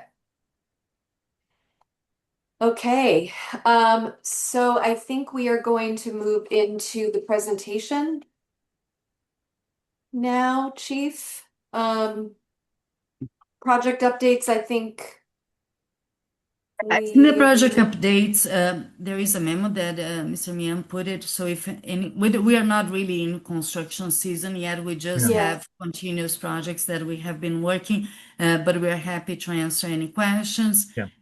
If you guys don't have any questions, I think that we can move to the drainage presentation. So we're gonna, one of the staff members will share the screen.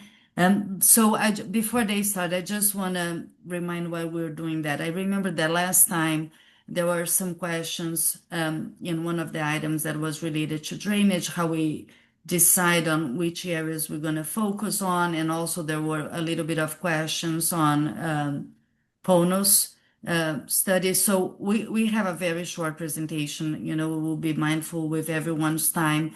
And again, if someone needs even more information, we're always at the office that we're happy to go over more questions. So I'm going to pass back to Jim, and then the staff will take the presentation, and we can address all the questions at the end. Yes, thank you, Chief Valadares. Yes, so as Vanessa has explained, the watercourse maintenance design for us is a very integral part of our entire project overview. But if you go to the next screen, you see that there's basically two reasons why we do any type of watercourse work. One is in preparation for our roadway paving, and I'll get into this general details about that. Then and the other is for where we actually see that there are problems. And I'll let some of my members of my staff get into a little more detail, but I'll just give a general overview. When we do our paving forecast, we go through the entire process. We look at the particular roads that are in need of paving, and we first see, look, is there a drainage problem out there? We actually go out and see this. We look for ourselves, especially now with the Complete Streets ordinance requiring us to install sidewalk and curbs that may not have been there before. Then we say, okay, well, everything is going to be affected by this. So we see how things are going to be affected. Then we have our operations crew has a CCTV truck. They can take camera the particular existing infrastructure, existing storm pipes, and see if they are in bad condition. They need to be replaced. We take a good look at all of these aspects, not just what is going to be flooding in the street, but what is insufficient in the existing system. Once we do that, then we map that within our GIS system. And I'm going to let Paul Sotnick talk about that momentarily. And on top of that as well, we also rely on actual residents calling us up and telling us about it. So we have 265 miles of roadway in the city that we're responsible for. We cover a lot of area, but oftentimes we can't just cover everything. That's why we're very hopeful and grateful to residents who report this, and we record everything. The second concept is basically for the watercourse maintenance is for areas where we just simply know that there are problem areas in effect. We know that there are particular areas that are prone to flooding on the roadway that affect people's properties. Sometimes they go off in there and things can't be done because there's flooding in the street, which leads into somebody's home. And we actually go out and see a lot of these areas ourselves. We analyze a lot of this sections, and we map everything within a GIS. Also, in consideration of residential concerns and complaints, We record everything, and again, I will let Paul talk about this in a little more detail. And a lot of our once we have an analysis of an area, we decide, okay, is this going to be a small type of project where we design ourselves and get our funding through our annual watercourse maintenance, or do we put in for a capital project for a very large area? And so Paul will talk about how we use technology to record all this on the GIS system. And then Dan Stanton is going to discuss the different ways that we approach different projects and how we work with other divisions of DPW. DPW is a well-organized team. I mean, we help each other out. I've been very grateful to Chris Torrey and to Ken Hughes and Ralph Kolb for all the help that we all help each other out with analyzing and resolving drainage issues. So and then afterwards, we'll talk about the actual opponents, and I will let Drew Bernemeyer actually handle that as well. So first, Paul will actually explain how we utilize the technology of GIS to identify flooding situations. Thank you, Mr. Mann, and good evening, council members. As Mr. Mann stated, we do a lot of data gathering, and that source of that data comes from the residents calling in, as well as areas where we've seen and inspected and also observed drainage issues in the field ourselves, either through DPW engineering staff or through DPW operations staff. And when we do that, eventually we use the GIS-based mapping for the DPW and operations GIS to create the map that you would see on the left. That map I can show you in a little more detail. Down in the centerpiece is an area of New Canaan Avenue that's blown up a little bit. And then also you have the key, which I'll talk in more detail about in just a minute, over on the right side that shows you what some of the symbols on the map mean. And to begin with, to basically just want to talk about the types and severity of storms. There are storms of various types that we get. And what I mean by that is you can get some storms that are very high intensity, a lot of rain in very short duration, or you can get longer storms, lower intensity over a longer duration. And an example would be if you had 2 inches of rain in one storm versus another, even though it's 2 inches of measurable rain, they can be very different. 2 inches of rain in 15 minutes is not the same as 2 inches of rain over 2 days, even though the amount is the same. And when we have the different types of storms and severity, we have a 2-year storm, a 10-year, 25, 50-year, 100-year storm. Those storms, again, and I give you 2 quick examples. A 2-year storm has a 50% annual chance in any given year of happening. And in general, it's basically a storm in a 2-year period where the intensity happens every 2 years with the measurable depth of rain that would occur in that time period. Whereas if you had a 25-year storm, you have a 4% annual chance of happening in any given year. And with that, you'd get something that would happen every 25 years approximately that would have a lot larger intensity and a lot larger measurable depth of rain. The observations from the various sources that Mr. Mann mentioned, including DPW engineering and operation teams, are mapped in the map on the left side, the DPW engineering operation GIS system. That GIS-based map is put together in several different ways. One of them, and I'll mention, we have different flooding types. You could have street flooding. You could have structure flooding on private properties where the water gets into the residential homes and buildings, commercial buildings. And then you can have yard flooding that doesn't involve the structures or the streets, but is still on private property. And the process we use to complete and create this GIS mapping is we identify flooding and storm types, as I just mentioned, the classification of the flooding type, and then also study areas are created based upon the concentration of calls and observations in an area of the city. And now we'll talk a little bit about the legend. And the legend on the map, you'll see there's red parcels. Those are storm drainage flooding events that occurred on the private properties. You'll see the rectangles over on the right side of the key, and those are areas where the city has determined that drainage studies needed to be done based on concentrated flooding locations in various areas around the city.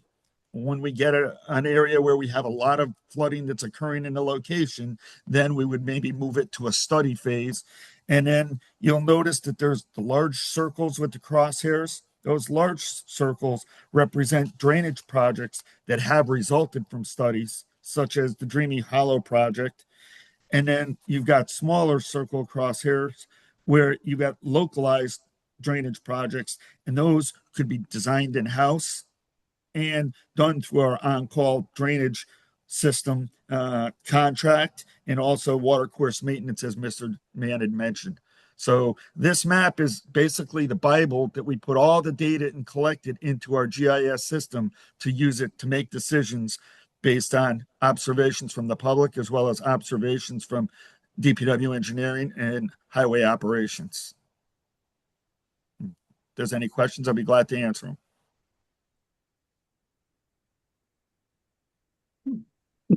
Not hearing any.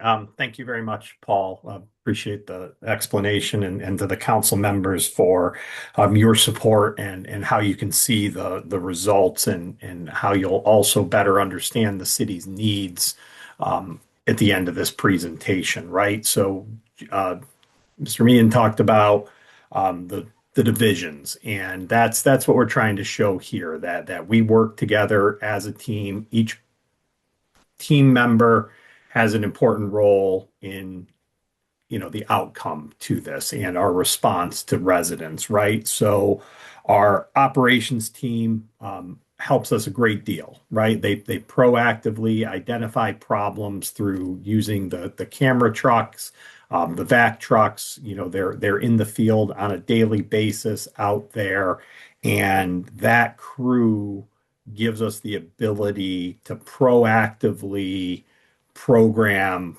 projects, right? They obviously also then are there to do immediate response to problems that you see. A pothole may be the result of a broken pipe, right? So we want that crew to be available, and they do a great job responding to that, whether it's resetting structures, performing pipe repair, and we're lucky enough to have that resource of the CCTV camera out there on a daily basis, looking at the miles of pipe that we have, right? And they bring that if there's not something that operations can do, and we require a project, that comes to engineering for that. So the other part that is a big component of this is the day-to-day, what's out there from a maintenance standpoint, right? Like we talk about leaves, things block storm drains, right? Like we have sand left over from storms, or sand from erosion. Those crews that are out there with the sweepers, right, that we support, that all helps make this system work properly. And if they stop doing that, you're going to see bad outcomes, or if they're not able to get there proactively, somebody could experience flooding. So we want them out there on a routine, following their routes, going to known areas, right? So we talk about the GIS map. Chris Torrey and his team, they've been on this for a long time. They know areas of the city that are prone to flooding. Some of those are a result of what Paul indicated, which is the intensity of the event. Certain areas are more prone to that. So how do we also fix or mitigate flooding opportunities? So, we're funded under our capital program for watercourse maintenance, right? Which is a broad topic of, small drainage projects in areas that don't require necessarily a full design, a full analysis, right? Like we see that there's flooding. We can look at it based on our professional experience and identify that an extra drain in that area would help. Also see that the pipe is inadequately sized because of the type of event. And going forward, right, there's other areas that are done under that are a little more requiring permits, right? So whether that's local conservation to clear waterways, we've done that in recent years. We will continue to do that, as the need occurs and proactively based on the studies that we've done so far. Generally, this is something along the lines of replacing in a neighborhood, right? Like, so a few years ago, we had operations dollars on this. We performed an upgrade to the drainage system in the Cosset and Chatham area. Basically, you ended up seeing people being able to, kayak in the street, let's say. That's not a look that we want to see. It's not just inconvenience, right? Like, that's water in somebody's property, that's water in someone's house. What we do here is mitigating those flooding events. The other part, we mentioned the WPCA, right? So one thing that we're very cognizant of is stormwater infiltration into our water pollution control system, right? We want to keep those systems separate.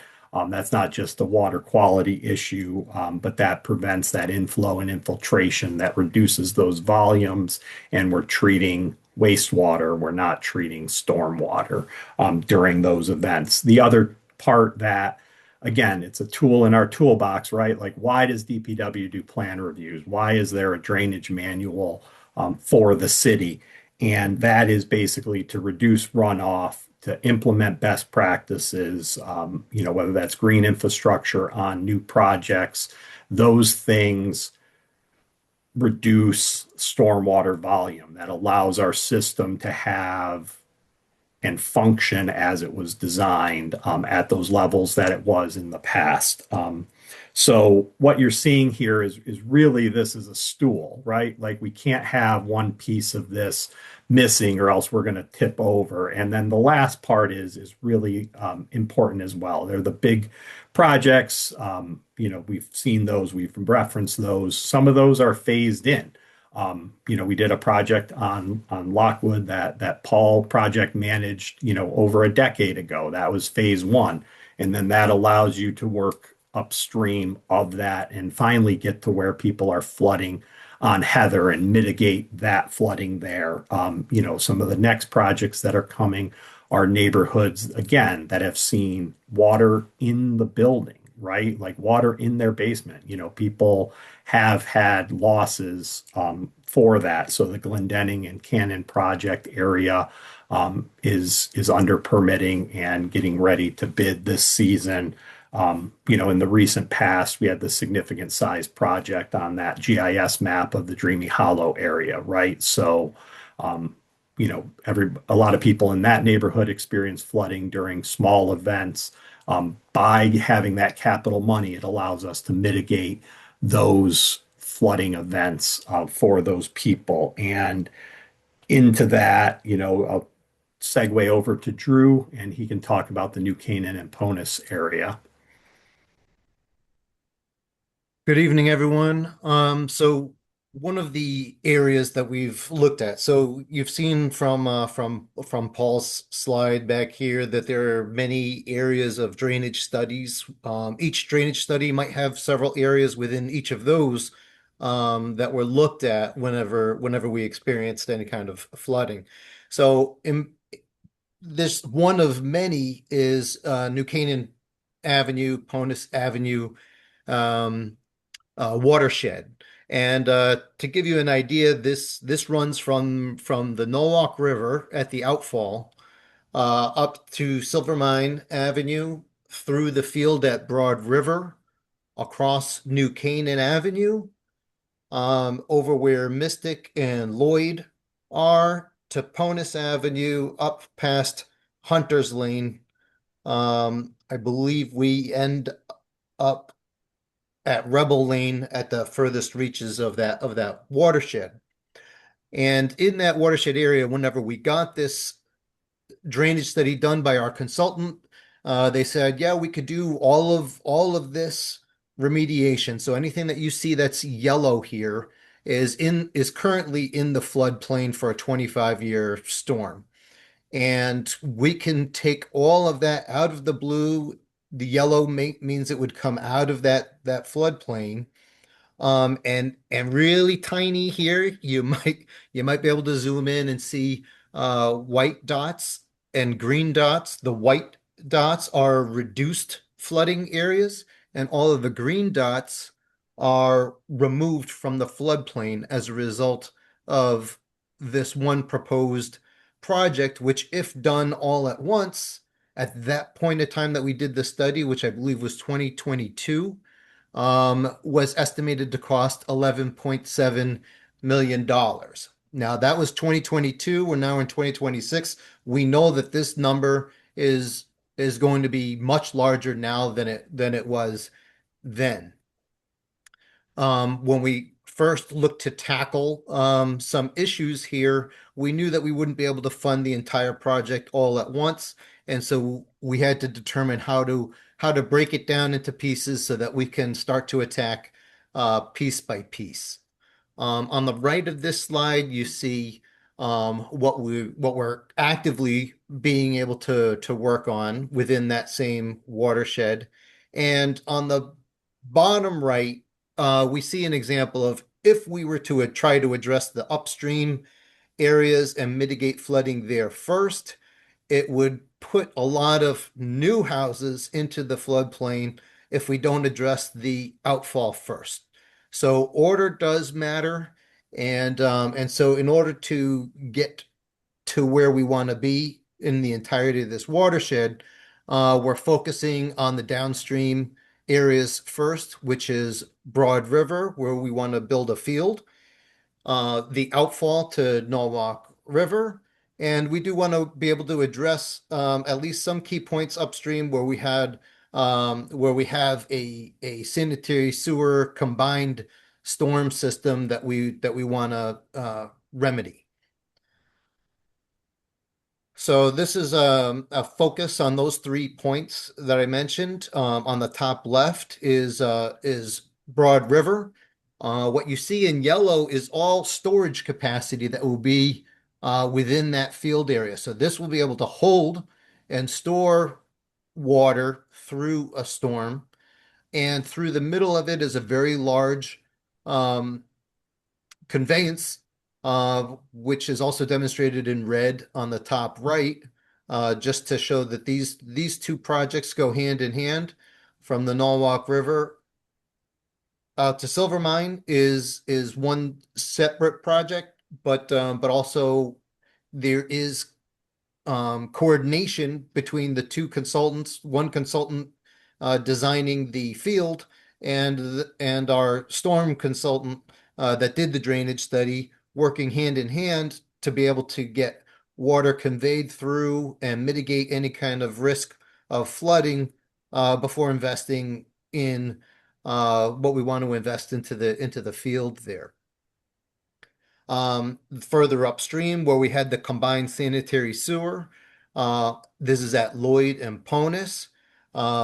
We have a lot of runoff coming down from, I believe, what's Ponus Middle School coming down to Ponus, where we plan on intercepting a lot of that runoff and slowing that water down.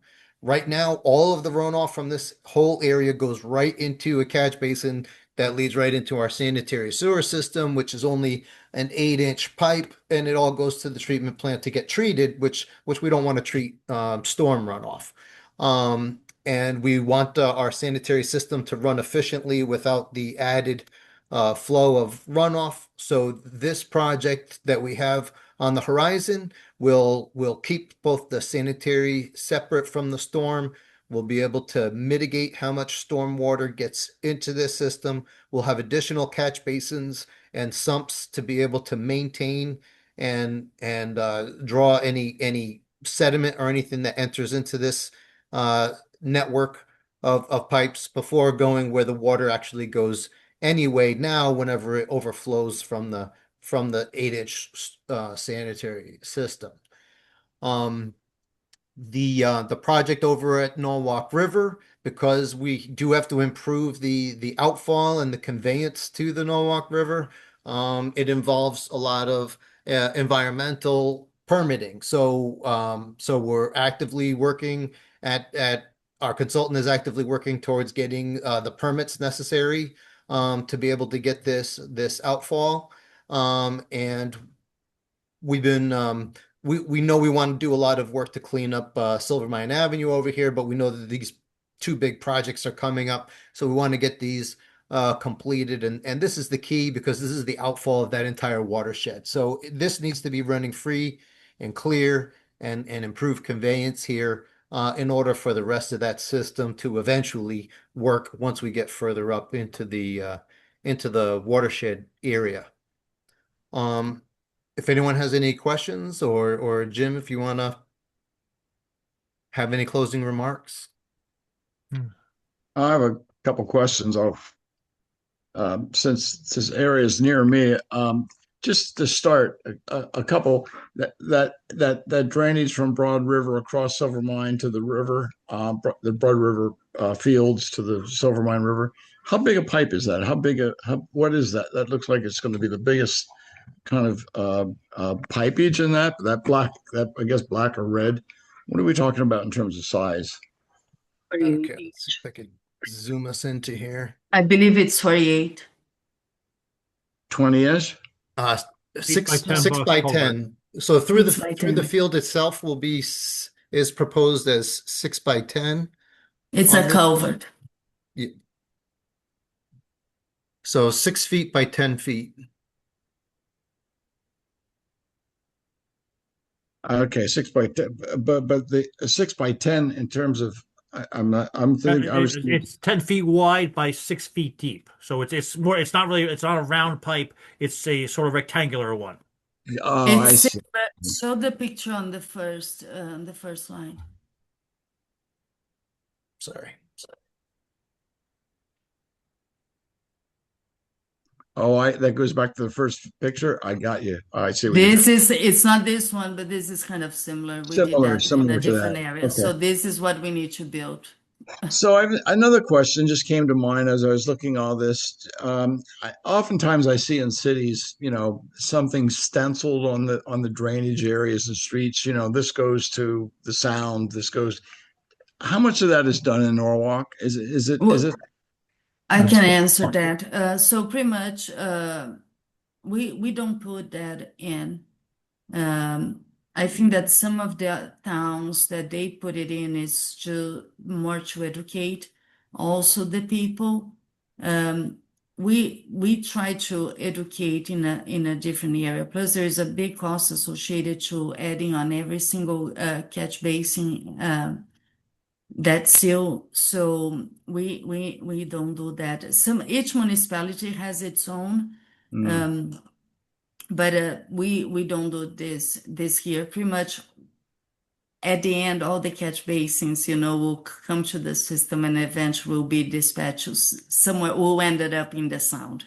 Okay. But usually we don't do that. We don't put it that on. The other question that just came to mind, I'm just curious about this. I mean, clearly Public Works takes care of the stormwater management in Norwalk.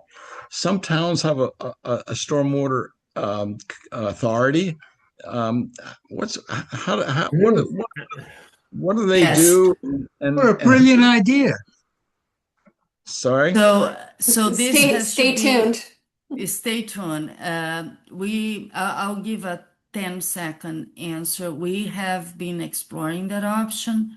There was a study that we did. There was also another presentation that was made to the council about a year and a half ago, I would say. We are now on pause, but we may start again that conversation in the near future. I mean, just a quick advantages or disadvantages of an authority versus The authority works pretty much is to fund everything related to the MS4 that is related to the permit. So depending on the financial size of the storm authority, you can really remove the cost from the property tax and then create as based on a fee. So that is kind of the difference pretty much. Okay. So a lot of days that you're seeing there on the screen, all the CCTV, all the repairs, even the sweeper for the roads and all that cost can be paid by a storm water utility. That's kind of what it Okay. is. And also the biggest advantage is that it is in proportion of your impervious area, which makes all the commercial buildings or areas that is more impervious. Let's think about a Costco. Home Depot kind of store will ended up paying proportion to that in comparison to a small ranch that is in a 1 acre. So that's what it is. But more to come on that. Okay. Thank you. Soon. Mr. Degenshine. Thank you, Chair Winstrand. Just out of curiosity and a technical question, what is the capacity of the drainage detention field, and how much or how quickly is the exit flow from it? You're talking about the baseball field itself? I can answer that. So there are two different drainage systems going on at the same time. So the one in yellow, the goal is to meet our drainage code, where we do not allow any runoffs to the street. So based on the size of the field and the area of contribution to the field, because we also have a parking lot that we cannot see in that picture, that yellow has to hold all the runoffs created by that area, and then will eventually drain in ground. Is also part of water quality. Besides that, the conveyor on top, that is the big pipe, that is the end of the system. Drew, do you mind go back to showing again the whole area of the watershed? So that pipe is pretty much at the end of the field there. So what we are trying to convert through that pipe is all the flow that comes from the beginning of this watershed and all the contribution along. So that's why it's such a big pipe. And that's why the existing outfall cannot handle. We have to do a new one.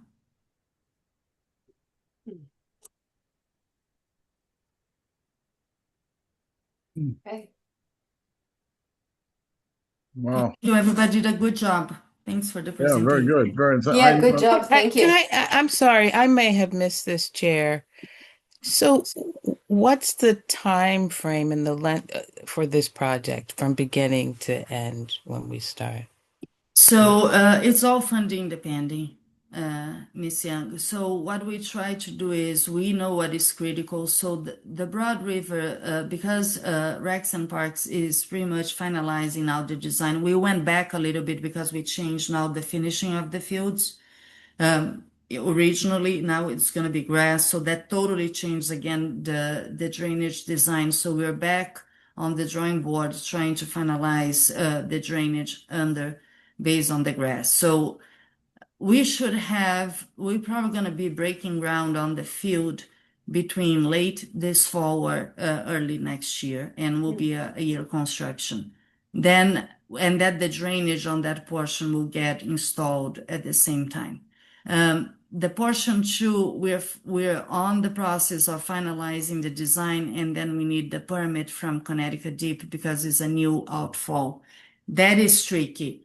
It may take another year until we also be able to start that. So I would say that we are hoping by end of 27 we may have 1 and 2 finalized. 3 will happen before. So 3, believe it or not, is easier because it doesn't depend as much on finalizing or a permit. So the portion 3 that is kind of a combined system, we just need to finalize a little bit of the design, but it's really, although it's very critical what we need to do, some of the work we're going to try to do in-house or using our own call contractor. So we're going to be able to probably finish 3 hopefully this year, if funding is available. Now, the rest, we do not have a timeline. We don't have a design. We don't have the funding. This year, we ended up reducing our request on drainage. So we are also trying to address other areas in the city. But most likely for the following year, we're going to request more money to try to do other phases of this project. Meanwhile, we also continue looking for options to file for a grant. So if there is any grant that will be able, that will fit this project, we apply for. And if we get it, then we start right away. Okay. Thank you. Very And that impressive. watershed we were much. just looking at was this blue dotted line here, which is zoomed in this window in the bottom middle. If you follow that red line, it's really just it's a relatively small portion of Norwalk that has flooding issues. So there's many areas that we're trying to address, and so we try to mitigate what we can with the funding that we have. Yeah. And this map gets updated every time we have a large size storm. Yeah, Very interesting. Thank you. it is interesting. Thanks. Paul, is that online? Can we look at that anytime we want to? Well, do we have access to the GIS? We We don't, this is not a public map. Okay. We can always provide the information, but we don't have this map as public. We had, I believe, a couple of one, but the updated one we usually have at the office. We use that more for our own information. I think that I think that this is not an easy map for the public to understand, and we are afraid that may cause even more concerns. So that's why, but that's how we base our priorities, our funding requests is based on this map. So the reason that we're showing it is more so everybody can understand that there is a process behind. Can I ask one more question? You Yes. just reminded me, and I don't know. I hate to bring this up, but as important as this is, and it's near my where I live, so I'm glad to hear about it. When I look down at Water Street in South Norwalk, I don't see anything like you've done some work down on Water Street, isn't it? But I mean, what's the whole flooding thing with Water Street is tidal related. It's unfortunate that it floods because of the rise and fall of the tides. There's not you could do something for resilience, but you can't. We could put a million structures in there, and it still wouldn't do too much there because it's along the edge. One of the challenges, not just of especially of Water Street, but in Norwalk in general, because we are a coastal community. So we try to alleviate. It's the long-term remediation concepts can come into play, but the general drainage is not something that is easily applicable as they are in some other areas. Okay, thanks. in Water Street isn't necessarily like what I'm going to say, but it's Chief Aladeras had mentioned one thing too. For obviously, we don't design for hurricanes and things like that too, because you would spend millions and millions and millions of dollars, and you still wouldn't be able at certain storms to prevent flooding and hurricanes. So that's something that doesn't get put on the map either. Okay, that's all my questions. I wonder why I wasn't there. Yeah, that answers it. All right. I can't see everybody because of the screen sharing, but there we go. All right. Any other questions? Thank you so much for that presentation. Yes, thank you. It was very, very Very informative. good, very good. Very informative. Mhm. So seeing no more questions, and just want to say thanks again to everybody that was on here for this. This was kind of a marathon, but we got a lot done. A lot of important work done, and I really appreciate everybody's attention. I think I need one more motion. I'll make a motion. Okay, Councilperson Dellinger, and that's a motion to adjourn. All in favor? Aye. Okay. Good Thank you very night, much. Have a everybody. good night, everyone. Good night, everyone.